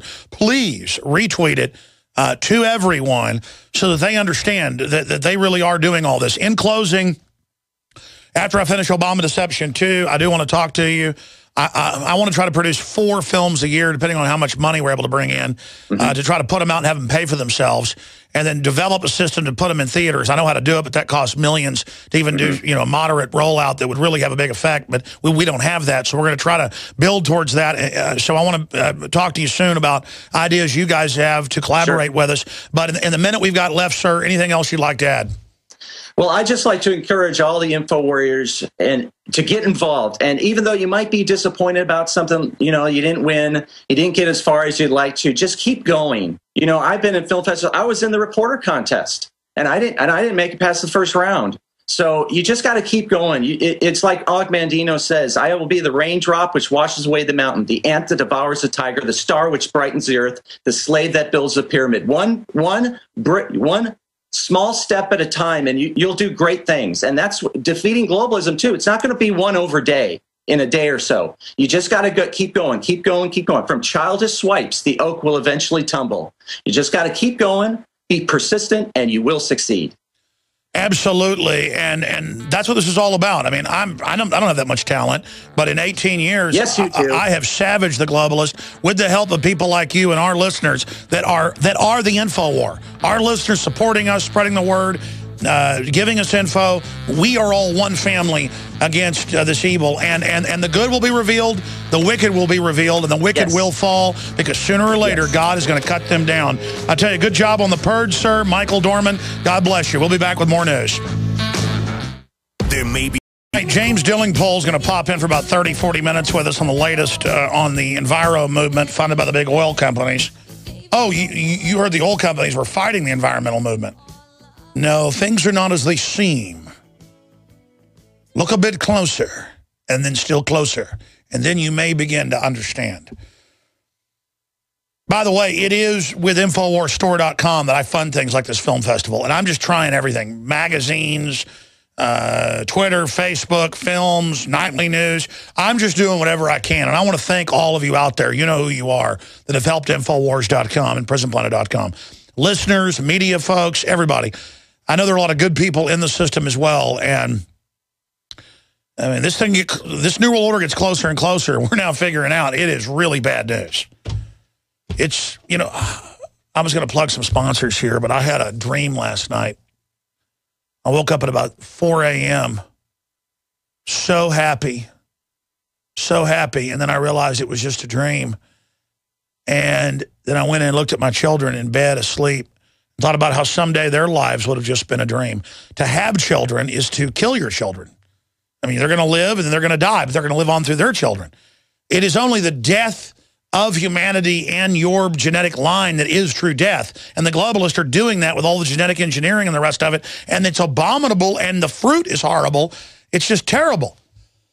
But I just realized that bringing children into the world is bringing them into the pain, the suffering. And I know everybody understands this, but it's the animating contest of life. So that gift is 1,000 times better than any of the bad things that go along with it. The good outweighs the bad. And that is the great adventure of life. But I had a dog, Max, that we got when I was about 7 years old. And he died about 3 months after I moved out of my parents' house. He had like a heart attack, and I came home. The vet said he was going to die, so I laid down on the carpet with him with a cover and woke up in the morning, and he was dead. And I woke up from the dream hugging him. He was alive again. And, oh, Max, I haven't seen you in so long. It's so good. And then I woke up in the middle of the night, and I was like, oh, he's dead. He's been dead for 20 years. And then I just realized, you know, we're all going to be dead someday, folks. We need to really do the right thing now while we're alive. This is such a wondrous time to be alive. There's so many good things. It's such an adventure. And then you look at the culture the globalists push. That lets you know who they are. I mean, it's just anti-good, anti-wholesome, anti-family, anti-father, anti-child. And I just make a public announcement that I'm separate from these people, and I'm going to do everything I can to expose them and fight them. And I just hope you'll join me in fighting them. Briefly, InfidelBodyArmor.com. Amazing folks. Infidel Body Armor stops hundreds of rounds from AK-47, M4, 30-06, 308, and more. Chromatic armor may stop 6 rounds, but what about the 7th? Fit sizes, medium to XXL, rated level 3 body armor. Give them a call, 888-608-6605. The longest-lasting body armor is now cheaper than most ammo. InfidelBodyArmor.com. They got a huge catalog, backpacks, a bunch of gear. Check it out, InfidelBodyArmor.com. eFoodsDirect.com/Alex to find one of their best specials ever. Right now, for every $329 you spend on food with eFoods Direct, you'll get a free 24-day food supply Patriot Pack on top of it, plus get free shipping. And they used to only do that every once in a while. That is awesome. They're doing that again. Free shipping's a huge special. The best storable foods out there. This is a huge savings. If you've ever thought about having your own food supply, now is the time. Limit 10 per order. It's the best stuff out there. Have it. Grab and go. Emergencies. Store 25 years. eFoodsDirect.com, 800-409-5633. And finally, PrivateInternetAccess.com encrypts internet connection, hides your IP address, providing anonymous browsing, provides firewall protection, which prevents data mining, provides uncensored access to the complete internet, maintains no records whatsoever, on and on and on. Based in the USA. Read about it. Find out. PrivateInternetAccess.com. Coming up in the next segment, James Delingpole from the United Kingdom will be joining us. Interesting article, 97% of the greenie weenies funded by big oil. I've known this for a while, but I didn't know it was 97%. I mean, it's just like, if I'm against communism, they go, oil company. Or if I'm for coal, oil company. And then I go research, it's oil companies that want to shut down coal because it's their competition. I own no coal, no oil, no natural gas, zero interest in it. But it doesn't matter. They just go, yeah, you know you do, you piece of trash. I'm like, okay, you like your power prices doubling. You like America shutting down and Europe shutting down because globalists own China and are moving all the jobs there. Okay. All right, boy, you're really showing me the evil oil company, man. We're going to be getting into all that with him for about 45 minutes or so. And then I'm going to get into, going back to England, celebrity arrests could soar after horrified police discovered Jimmy Savile's secret lair at record shop. You want to know what's wrong with the BBC? They've been arresting other people over there for sex crimes. A very nasty group of people. And I'm not saying all of them, but at the top, it is a real... Take one look at Savile. I mean, he looks like the guy driving an ice cream truck around trying to grab kids. I mean, if I was casting for a pedophile in a movie, that's who I'd look for, something like that. I mean, that guy makes your skin crawl. And there's more on that and how it ties into an article up on Infowars.com. Foster care system traps children into vicious cycles of sex abuse. Yeah, they're designed for that. And then we'll also continue this article that I mentioned but haven't gotten to yet. DARPA to genetically engineer humans by adding the 47th chromosome. And they brought us the internet, they brought us Skynet, they brought us the drones, they brought us the television with the telescreens watching us. By the way, that's in CNN today that, oh, your TV is watching you. Oh, it's been doing it for a long time. Huh? Tracks everything you do, has built-in cameras, microphones. It's for your safety. Oh, you talked about getting a pressure cooker to cook some food in. We don't know the name of that food. We SWAT teamed you. That happened yesterday. We're listening. We're watching. Then they have the CIA director tell Congress, or the NSA director, we don't spy. We don't listen to anybody. And they go, but you admit you do. Oh, I'm sorry, I lied. And then he goes to the Black Hat hacking conference and talks in like this space alien voice of, we're not doing anything illegal. We're protecting freedom. Everybody's like, what is he, a robot? I mean, it's just crazy people. I mean, we've just got a bunch of crazy control freaks running around, and we've got the CPS manuals we've shown there where they say the family is archaic and must be done away with. What are your SWAT teams going to take care of the kids? I mean, it's just like, I know you're all dressed up because it's like a status symbol. I'm a bureaucrat. I'm a SWAT team. I'm a greenie weenie with my clipboard. It's like they've all arrived and we haven't. And they're all now the new upper class, the new royalty. You know, the banksters, the globalists above the law, festooning themselves in all their royal regalia. And I just had enough of it. I want you off my back, out of my life. You know what I hate about big government and tyranny? It's all the knuckle-dragging scum that I'd never associate with, that I'd never go water skiing with, that I'd never go camping with, that I'd never go out to the bar with, that I'd never go to a movie with, that I'd never talk to you, I'd never look at you, I don't want to be around you, you're stupid, you're dumb, you're pathetic, you're mindless, you come from scum-filled families, you're failures, and now you want to waddle around the piles of crap you are and tell me how to run my life while you siphon everything off of me, telling me how great you are. You can go straight to hell, you hear me? Good people are going to crush you. Intellectually, it's begun and you can feel it. And I hope you understand nothing on earth is going to stop it, you degenerates. And I'll tell you the great solace in all of this is, in the final equation, you know you're losers that serve the system. You know you're scum. You know you're pathetic. And you know we don't want to associate with you. And you're not invited to the party. And winners don't want to be around you. So go form your societies of pedophiles and scum, because it'll never stop the fact that you're piles of dog crap. James Delingpole, straight ahead. I'm Alex Jones. And we are the heart of the resistance worldwide, from inside the globalist-occupied United States and the main resistance system, Texas, recognized worldwide, one of the last final systems not seized by the globalists completely.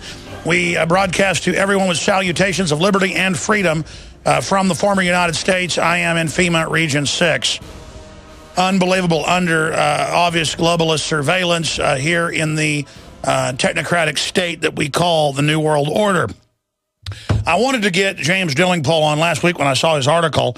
He's an English columnist, best-selling author, novelist who writes for, among other publications, The Times, The Daily Telegraph, and The Spectator. He's published many books and novels and political books as well. He describes himself as being a libertarian conservative. James is the winner of the 2010 Bestott Prize for Online Journalism, jamesdelingpole.com. And I always read his stuff in the London Telegraph. And the reason I wanted to get him on is I saw this headline, 97% of climate activists in the pay of big oil. Shock. Another one, Halliburton pleads guilty to destroying evidence after Gulf spill. That's just some of what we're going to be going over with him today. But it's been 4 years since the Copenhagen event, when we got the emails of them all basically meeting with the UN and universities to fix things and hide the decline in temperature. And since then, just more and more has come out, where Pachari is shutting down steel plants and coal plants in England and then getting money to move them to India, or Obama pays $21 billion of taxpayer money to ship General Motors to China. I mean, they're not just shutting us down. They're having us pay to be shut down to collectivize us. And now they've got 101 million Americans on some form of food assistance. People are waking up to a certain extent, but does it matter if there's no jobs? And the regulations are written where you go on the government dole. So I want to discuss that with him as well. But, you know, I personally, and my family and my wife, you name it, get zero money from oil, natural gas. I own no stocks. I mean, I've got some family that's got tiny gas wells on part of their property where they get like, you know, $500 a month or something. But it's actually natural gas, I find, on average, lobbying to shut down coal, too, because they're in competition with it. The coal lobby ought to pay me some money, I tell you what. But I promote coal because it's clean burning now.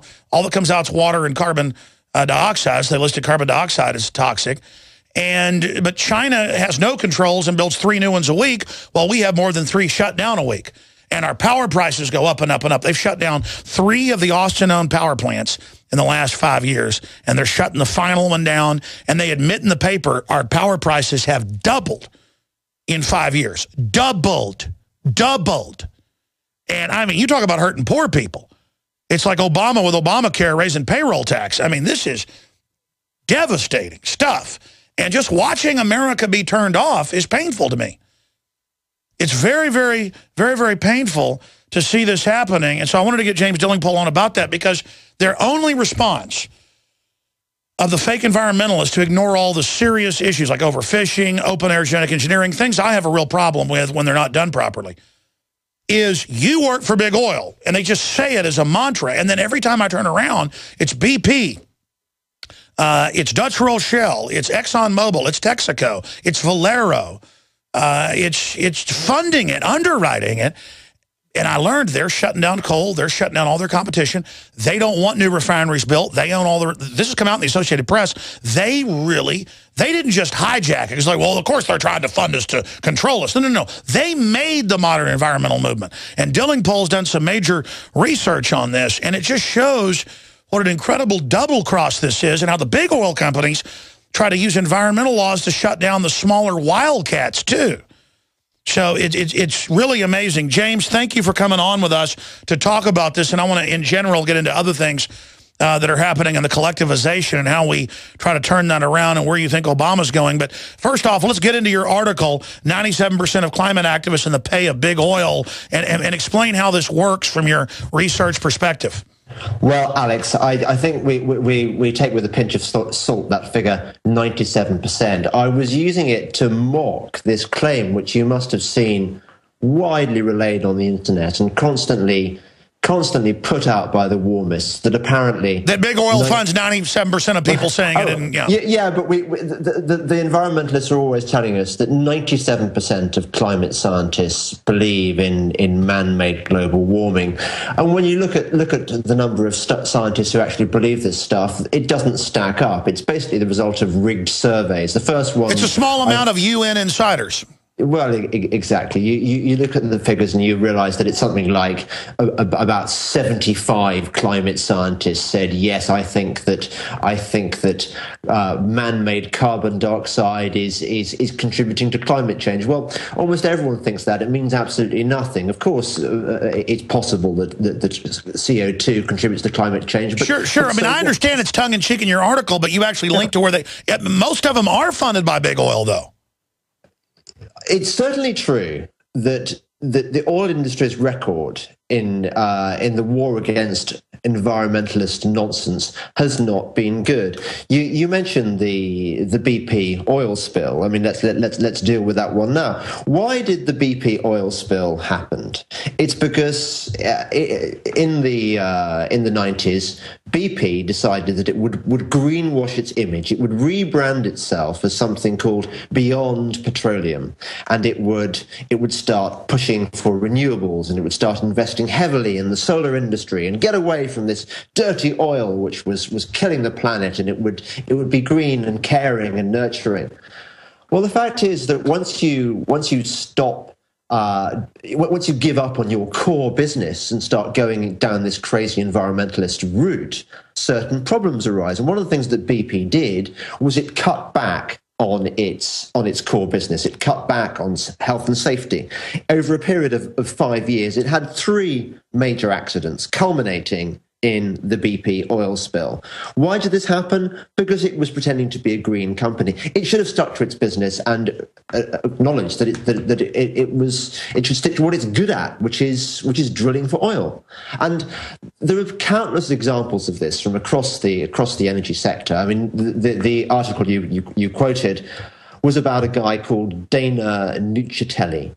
Now, Dana Nuccitelli is one of the Green Movement's attack dogs. He writes a column in the Guardian newspaper, one of the greenest newspapers there is, always putting out Enviro scare stories. And no one puts out Enviro scare stories more aggressively than Dana Nuccitelli.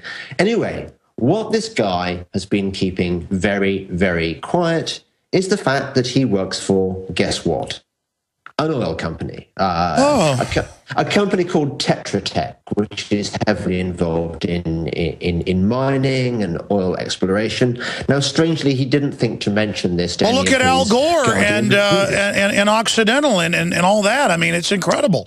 Al Gore is a huge oilman. Yeah, exactly. And where did Al Gore sell his TV company to? He sold out to big oil, much to the delight of some of his green acolytes. But there was another example in the news the other day. You remember Professor Phil Jones, the guy at the Climatic Research Unit, one of the stars of the Climate Gate email. Yes. You remember him? Well, I found this glorious picture of Professor Phil Jones sandwiched between some Saudi oil men. This guy has now landed himself a gig at the Center of Excellence for Climate Change Research, Department of Meteorology, King Abdul Aziz University, Jeddah, Saudi Arabia. Well, let's stop right there. I'm sure that's in a new article you did. Give us the headline. We'll put it in for TV viewers, and so for radio listeners can find it. What's the headline? Well, it's let's have a look. It's at a site called Tall Blokes Talk Shop. Professor Phil Jones and King Abdul Aziz University, Saudi Arabia. So Professor Phil Jones and Saudi Arabia. Just type that in, guys. It'll come up. Yeah. Wow. Yeah. It's the hypocrisy of these people beggars belief. Well, don't they just get involved in this so that the big oil and big groups can choose the winners and losers? Because, I mean, the AP back in 2000 reported that the top 10 big oil met and said, let's actually fund enviro groups to shut down new refinery construction so only we have refineries to create an artificial bottleneck. I mean, that's when I first learned about this. Yeah, I think it's true of big corporations generally, that big corporations are the enemy of free markets. They are the enemy of small businesses. They love regulation. They love big government because they can wear all the compliance costs. That they can navigate it and nobody else can. Exactly, and they can move their operations from country to circumvent this. This is the great advantage of being a multinational. They can get away with stuff that small local businesses cannot. They use regulation as a way of shutting down their competitors. So it's in their interests that they've got all these kind of greenies campaigning for more regulation. They are not our friends. They are not the friends of the little man. It is, as you rightly say, a stitch-up between governments and corporations. And we are the people who suffer. You mentioned earlier President Obama and the rising energy prices in the US.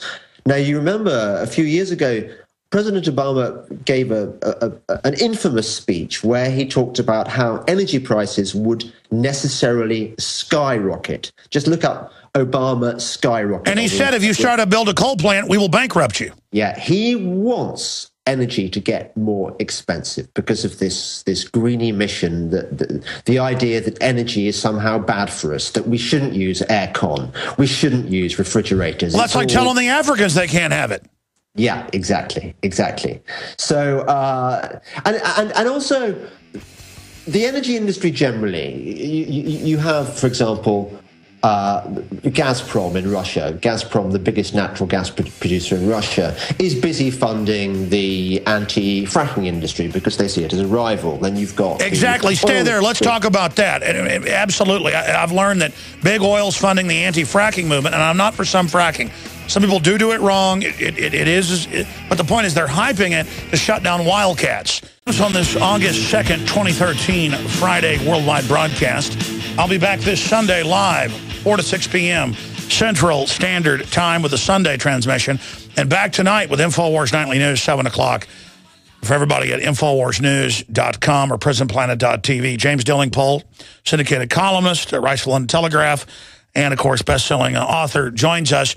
You were just getting into something that real libertarians and conservatives and freedom lovers, for me, is the #1 mission. just what I've discovered in 18 years. It's like discovering, the sun comes up in the morning. It's just a fact that big mega money almost always teams up with government to shut down its competition and create controlled markets. And if you see billionaires that made their own money, the system will all organize against them and go after them like a pack of piranhas. And this is the message we've got to get to the left, who is anti-wealth. They don't even understand it's the ultra-rich allied with them and this collectivization to make them dependent because they don't want competition. So please continue with the just incredible, not even hypocrisy, but the organized takeover of the economy, the smart meters, they're announcing everywhere, the 200-square-foot coffin apartments where they raise your taxes and energy prices where you can only live in that. I mean, this is really feudalism. Yeah, I think one of the big questions of our time, Alex, is why aren't capitalists defending capitalism? And the answer, unfortunately, I think, is that a lot of people within capitalism have given up on free markets. They see no future in it. I think that people are so despairing of the future of the global economy that they are like vultures feeding on the rotting carcass that remains of our global economic system, and they are using government regulation to pick up what little bits of meat of rotting meat there are left. In other words, no one's sticking up for small businessmen building up their businesses and unencumbered by government regulation. Now what you have is the big companies teaming up with the Obama administration and getting what they can while they still can, which is why you get situations like Solyndra. What is it? $500 million of US taxpayers' money just urinated up against the wall to no purpose whatsoever. Oh, and some of the companies they funded just opened a P.O. box and never did anything. Yeah, absolutely. And this is the inevitable byproduct of a world which no longer believes in capitalism. What's left is this disgusting thing called corporatism. These people, some of the worst apologists for the environmental movement, in my experience, are executives from the oil companies. They really do not care whether energy prices are being driven up. They do not care about people dying in fuel poverty. They pay lip service to this stuff, but actually all they think about is the bottom line. Let's talk about these numbers. I know Lord Monckton said it would kill 1 billion people if they put the Copenhagen Treaty in that even raised taxes more in the third world than the West, and it was all a big double cross. But if they had their Agenda 21 plan, if they were able to roll it all out, it'll make those of us here all poor. Poor people really poor, middle class poorer, upper middle class, just, rich. I mean, it affects everybody except the insiders. What would happen, though, for people in the third world? They're living at subsistence. Isn't this a death sentence if all this goes through? Undoubtedly. We've seen the most terrible stories going on in certain countries in Africa, for example, where villages have been cleared and burned out, and people have been killed in order to make way for these carbon sinks, these supposed tree plantations, which are supposed to offset global warming. There was something I came upon today. Do you remember that terrible video that backfired on the internet? It was called Splattergate. Yeah, blowing the kids up. Yeah, they're going to murder the kids. Yeah. Okay, well, Franny Armstrong, the impeccably middle-class English woman, environmental campaigner who was responsible for that movie, has written this newsletter to all her Enviro friends.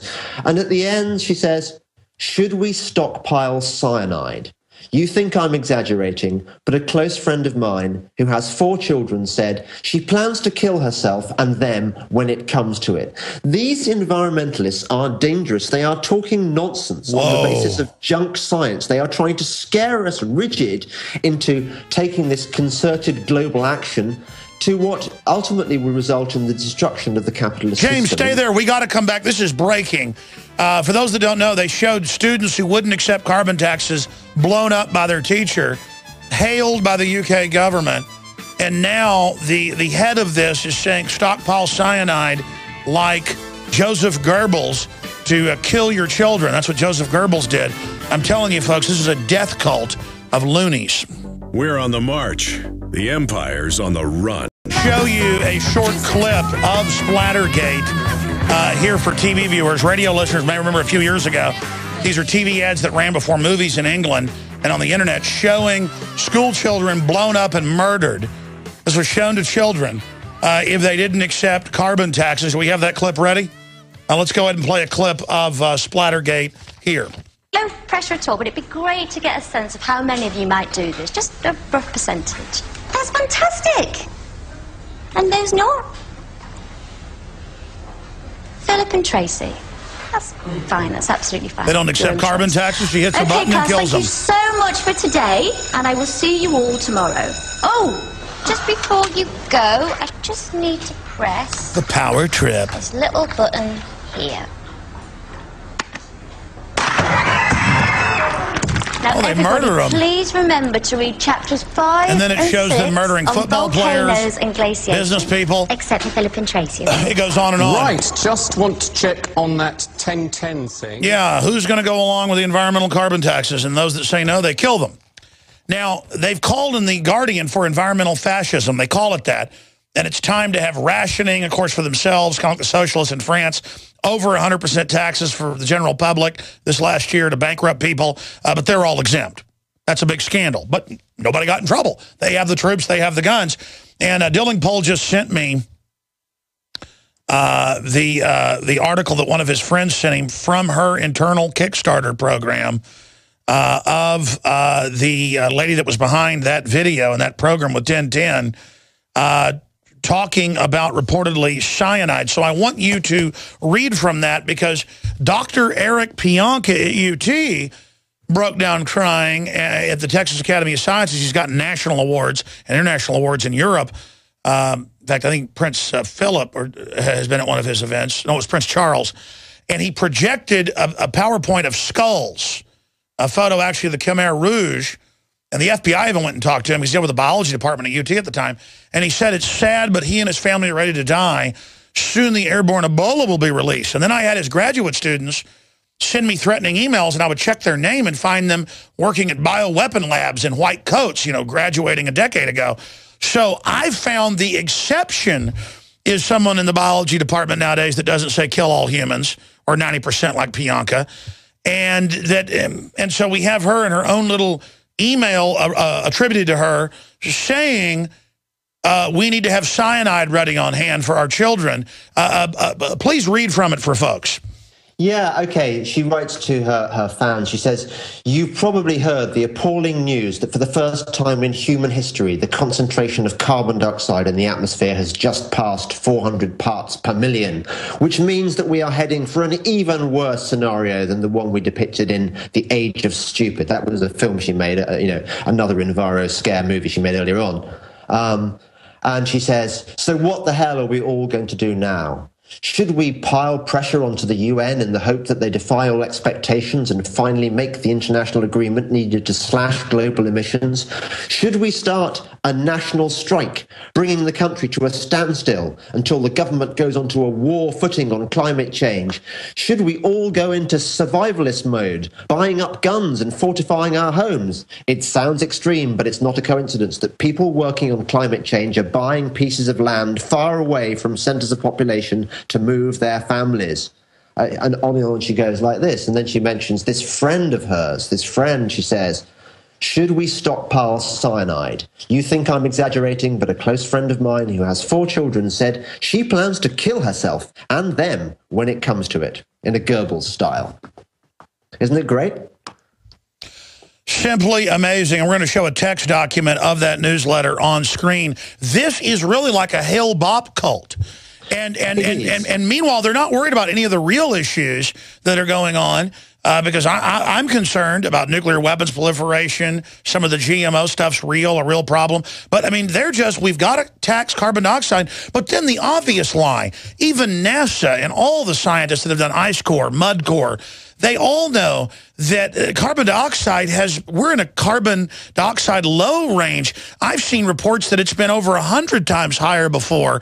And I mean, what are they talking about? Oh yeah, absolutely. In the Holocene optimum, it was there were many times more. There was significantly more carbon dioxide there is now. And guess what happened? The Earth was much greener than it is now. Indeed, the fact that CO2 has been rising these last few decades, what's happened is that the planet has got much greener. It's easier to grow vegetation with high CO2 levels. That's why in industrial greenhouses, they pump in significant quantities of CO2 to help the tomatoes grow and so on. CO2 is our friend. CO2 is plant food. Any serious scientist knows this. By the way, can I credit my excellent friend Phelim McAleer, director of a fantastic film called Frack Nation, who sent me that scary email from Franny Armstrong. And can I also point out, Alex, this is what shocks me about that Splattergate movie that we saw earlier on, and this woman. The people involved in this were not kind of your average scary eco-fascist loons. These were respectable people like Gillian Anderson, you know, the girl from the X-Files, the actress. She was in the Splattergate movie. Tom York, Radiohead. They did the soundtrack to it. You had famous football players from various and teams. The main thing is a lot of people they get involved mean well. And so it just well. But have you not noticed in the leadership of these groups, it's really more like a eugenics death cult? I think it is a eugenics death cult. And actually, it's no coincidence that a lot of the people who were big into eugenics in the 40s and 50s graduated to environmentalism in the 60s and 70s. Oh, they admit that's what they changed the name of the journals over to that. They admitted that was the strategy, yeah. At the heart of environmentalism is a deep misanthropy, a deep suspicion of the human race. This generalized feeling that we do not belong on the planet. We should really do the planet a favor and wipe ourselves all out. Let's be clear. We don't belong. We're only there to pay taxes and serve the kleptocrat control freak class. They are the guardians. They need to continue on. Oh yeah, Ted Turner will inherit the earth, of course, while the rest of us die. I mean, Ted Turner's buying up whole swathes of America, while we're all driven into poverty because of the environmentalist causes. Yeah, what do you make of Prince Charles saying, "Don't take a hot shower," and then getting money to heat their palaces, and then old ladies have to get on buses to stay warm, as came out last year because their gas is turned off. I mean, how does a prince with literally billions of pounds of stuff, come out and tell people when he's got dozens of jets and valets and all this that we shouldn't be able to take a hot shower? Yeah, well, the scary thing is, Alex, that this guy is our future king. I'm hoping the Queen will reign forever so that Prince Charles never gets to take over, because it is extraordinary, as you say, the hypocrisy. He jetted over a few years ago to Rio de Janeiro with his massive entourage to tell us that we had just 100 months left to save the world. He travels in one of the world's most expensive sports cars, an Aston Martin, but hey, it's okay because it's powered by biofuels. And this guy has the temerity to lecture us on how to live our lives more frugally, more eco-friendly. Unbelievable. Let's get back to fracking, because, again, there are cases where you got some of these companies in areas that are being sloppy, getting into water tables. But from when I've actually gone and researched it, a lot of this stuff, when they're going 10,000 feet down, they're not even near water tables. They've got to concrete it in. They're getting the oil. And then you've discovered, and I've seen the articles, that a lot of big oil, the Saudis, the Russians, they do not want Texas, especially where I live, getting its own oil. Look, if the Environmental Protection Agency, which I think we can agree is about as close to eco-Nazism as it gets, if even they cannot find serious evidence to show that fracking is dangerous, then I think we can be fairly confident that fracking is not a real problem. Look, the only reason that the American economy right now is not tanking more than it currently is, the only reason is that it has been saved by shale gas and shale oil. That has brought down the cost of energy. It has made American jobs more competitive. And that's on record. That's on record. They're not debating that. No. It means that no longer is American industry offshoring. Industry is now coming back to America. America has been saved by shale oil and shale gas. And there are lots of vested interests which do not like this.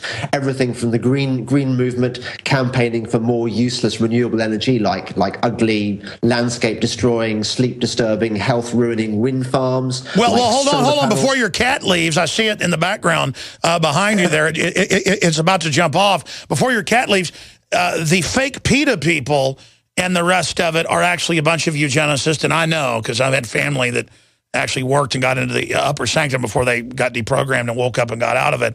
Very few have actually gotten into the upper sanctum. All the stuff that exposed PETA a few years ago actually came from my wife, but she didn't write the book on it. They used the book primer to actually do the investigations and find out it was true. In fact, a lot of what she said is not even known because it's so over the top that people wouldn't believe it.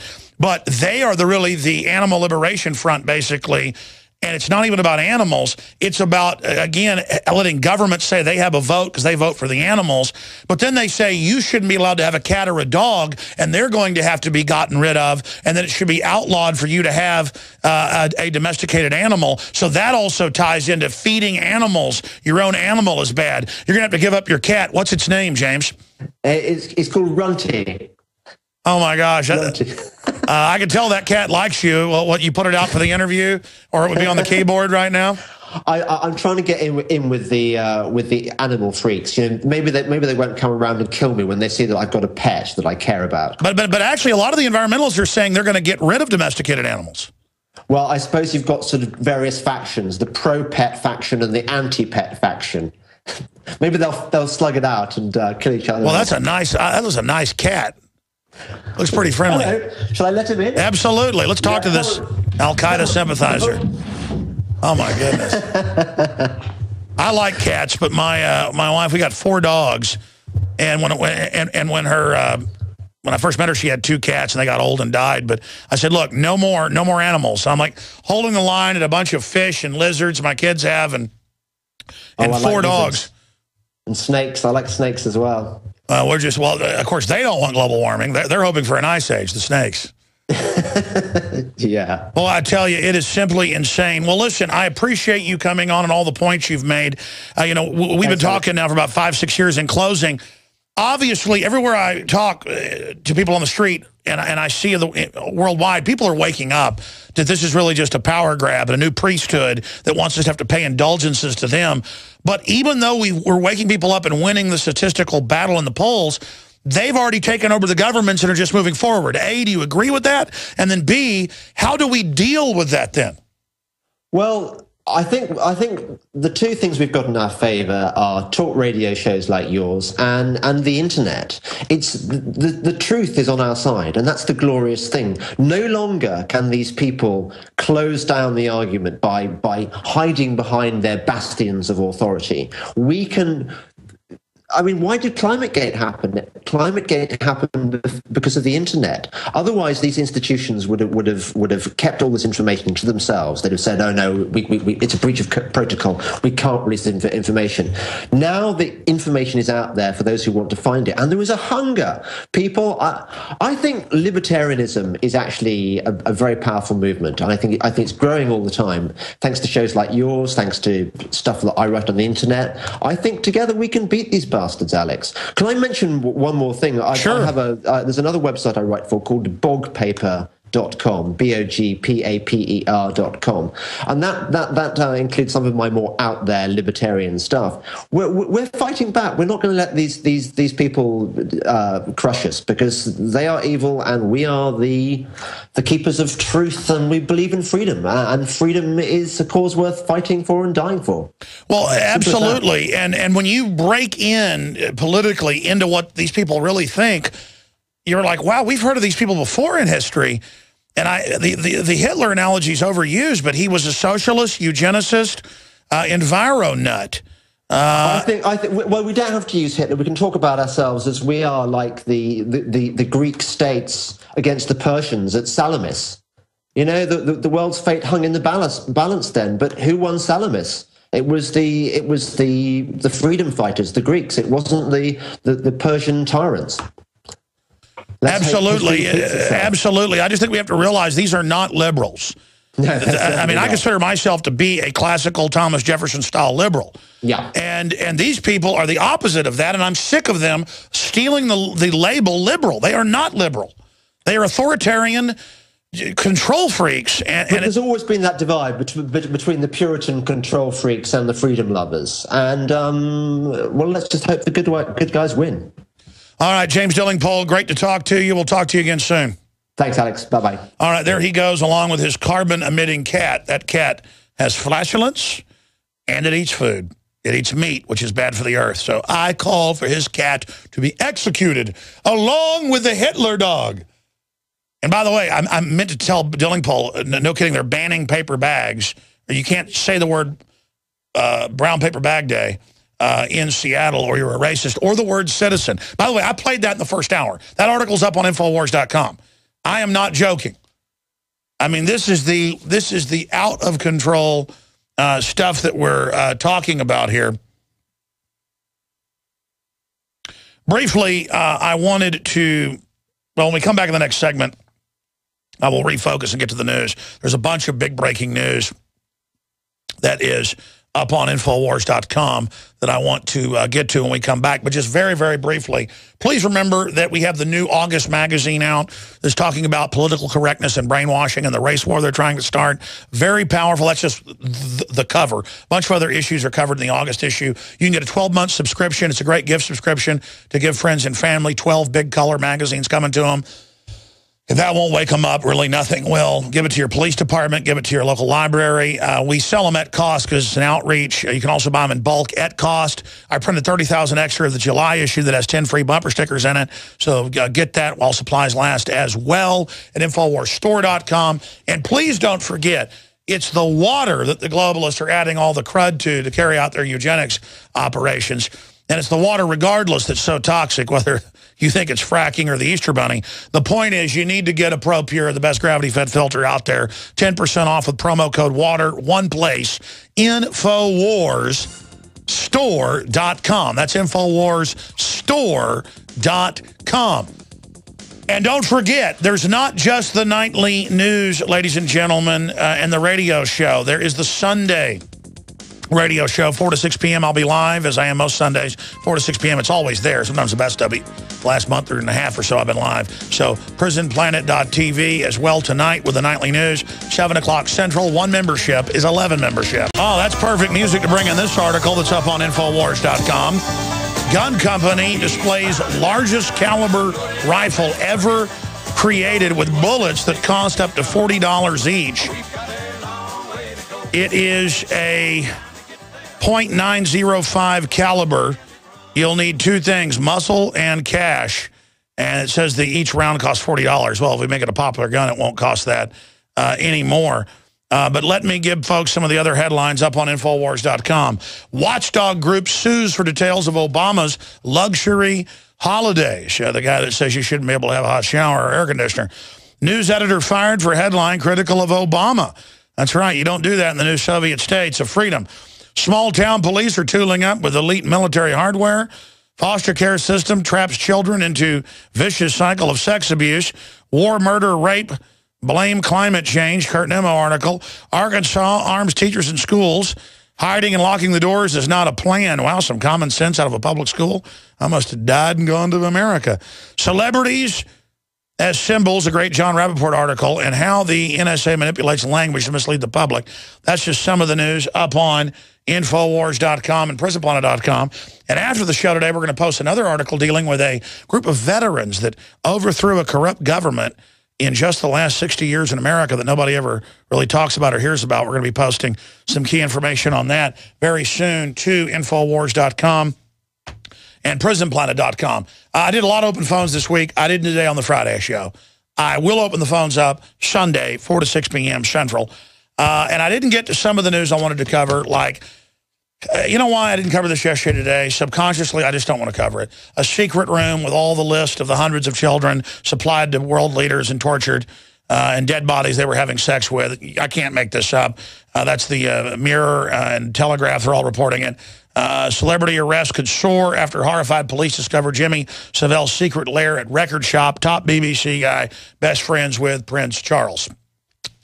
and brags that he was their special confidant. He had the highest security clearance, could go anywhere in the royal areas he wanted to. And was a total perv that wore silk underwear in public at children events with gold chains hanging around his neck. I mean, just the most, I mean, just like, I would expect going to hell being surrounded by people that look and act like this guy. Obviously psychopathic eyes. If you saw this guy at the playground, you would call the police. I mean, just flaming scumbag. Just over the top, out of control, degenerate demon. And he ran children's charities and CPS in England. And folks, it didn't just end from my sources with raping dead children's bodies or raping small children who were alive and getting all of his Queenie awards and knighthoods and the rest of it. It was slitting kids' throats is the word. Oh, but look at that face. You don't think he'd slit children's throats, would you? I mean, look at the photo below that, how crazy he is. I mean, I got to be honest with you. If I saw a guy like that walking down the street, I've run into a few people like that. I mean, I'm not a violent person usually till you mess with me, but I want to kill people that look, I mean, I'm sorry. I'm being honest. I'm not going to kill anybody. I'm just saying, you know, looking at that, put that image back up on screen for TV viewers. No, not that one. That one right there. Now, if a guy looked at you like that, wouldn't you say, hey, get back? And don't you just want to punch him with an uppercut, full power, a full power right uppercut right into the nose? Don't drive the nose into the brain by shoving up and in. You go all the way up and can get the entire nose right off the face. And I'm not a sadist until it comes to people like that. And then I just absolutely oh, it's his eyes looking at me. That is the devil right there. I absolutely, oh my gosh, can you imagine just, yeah. Come on, we can do it. I want to manufacture and sell dartboards of that. No, but it gives it too much attention. To think about what he did to children, I mean, it's a normal instinct. I mean, that's a predator right there. And I've seen the CPS at family court when I've covered it. They're all there. When they grab the little kid and the parents cry, they all do the Savelle face. And you know that kid's getting gang raped tonight. Unfortunately, folks, we got to help the innocents and face the demons that have taken over. Thank you for We've got to face it.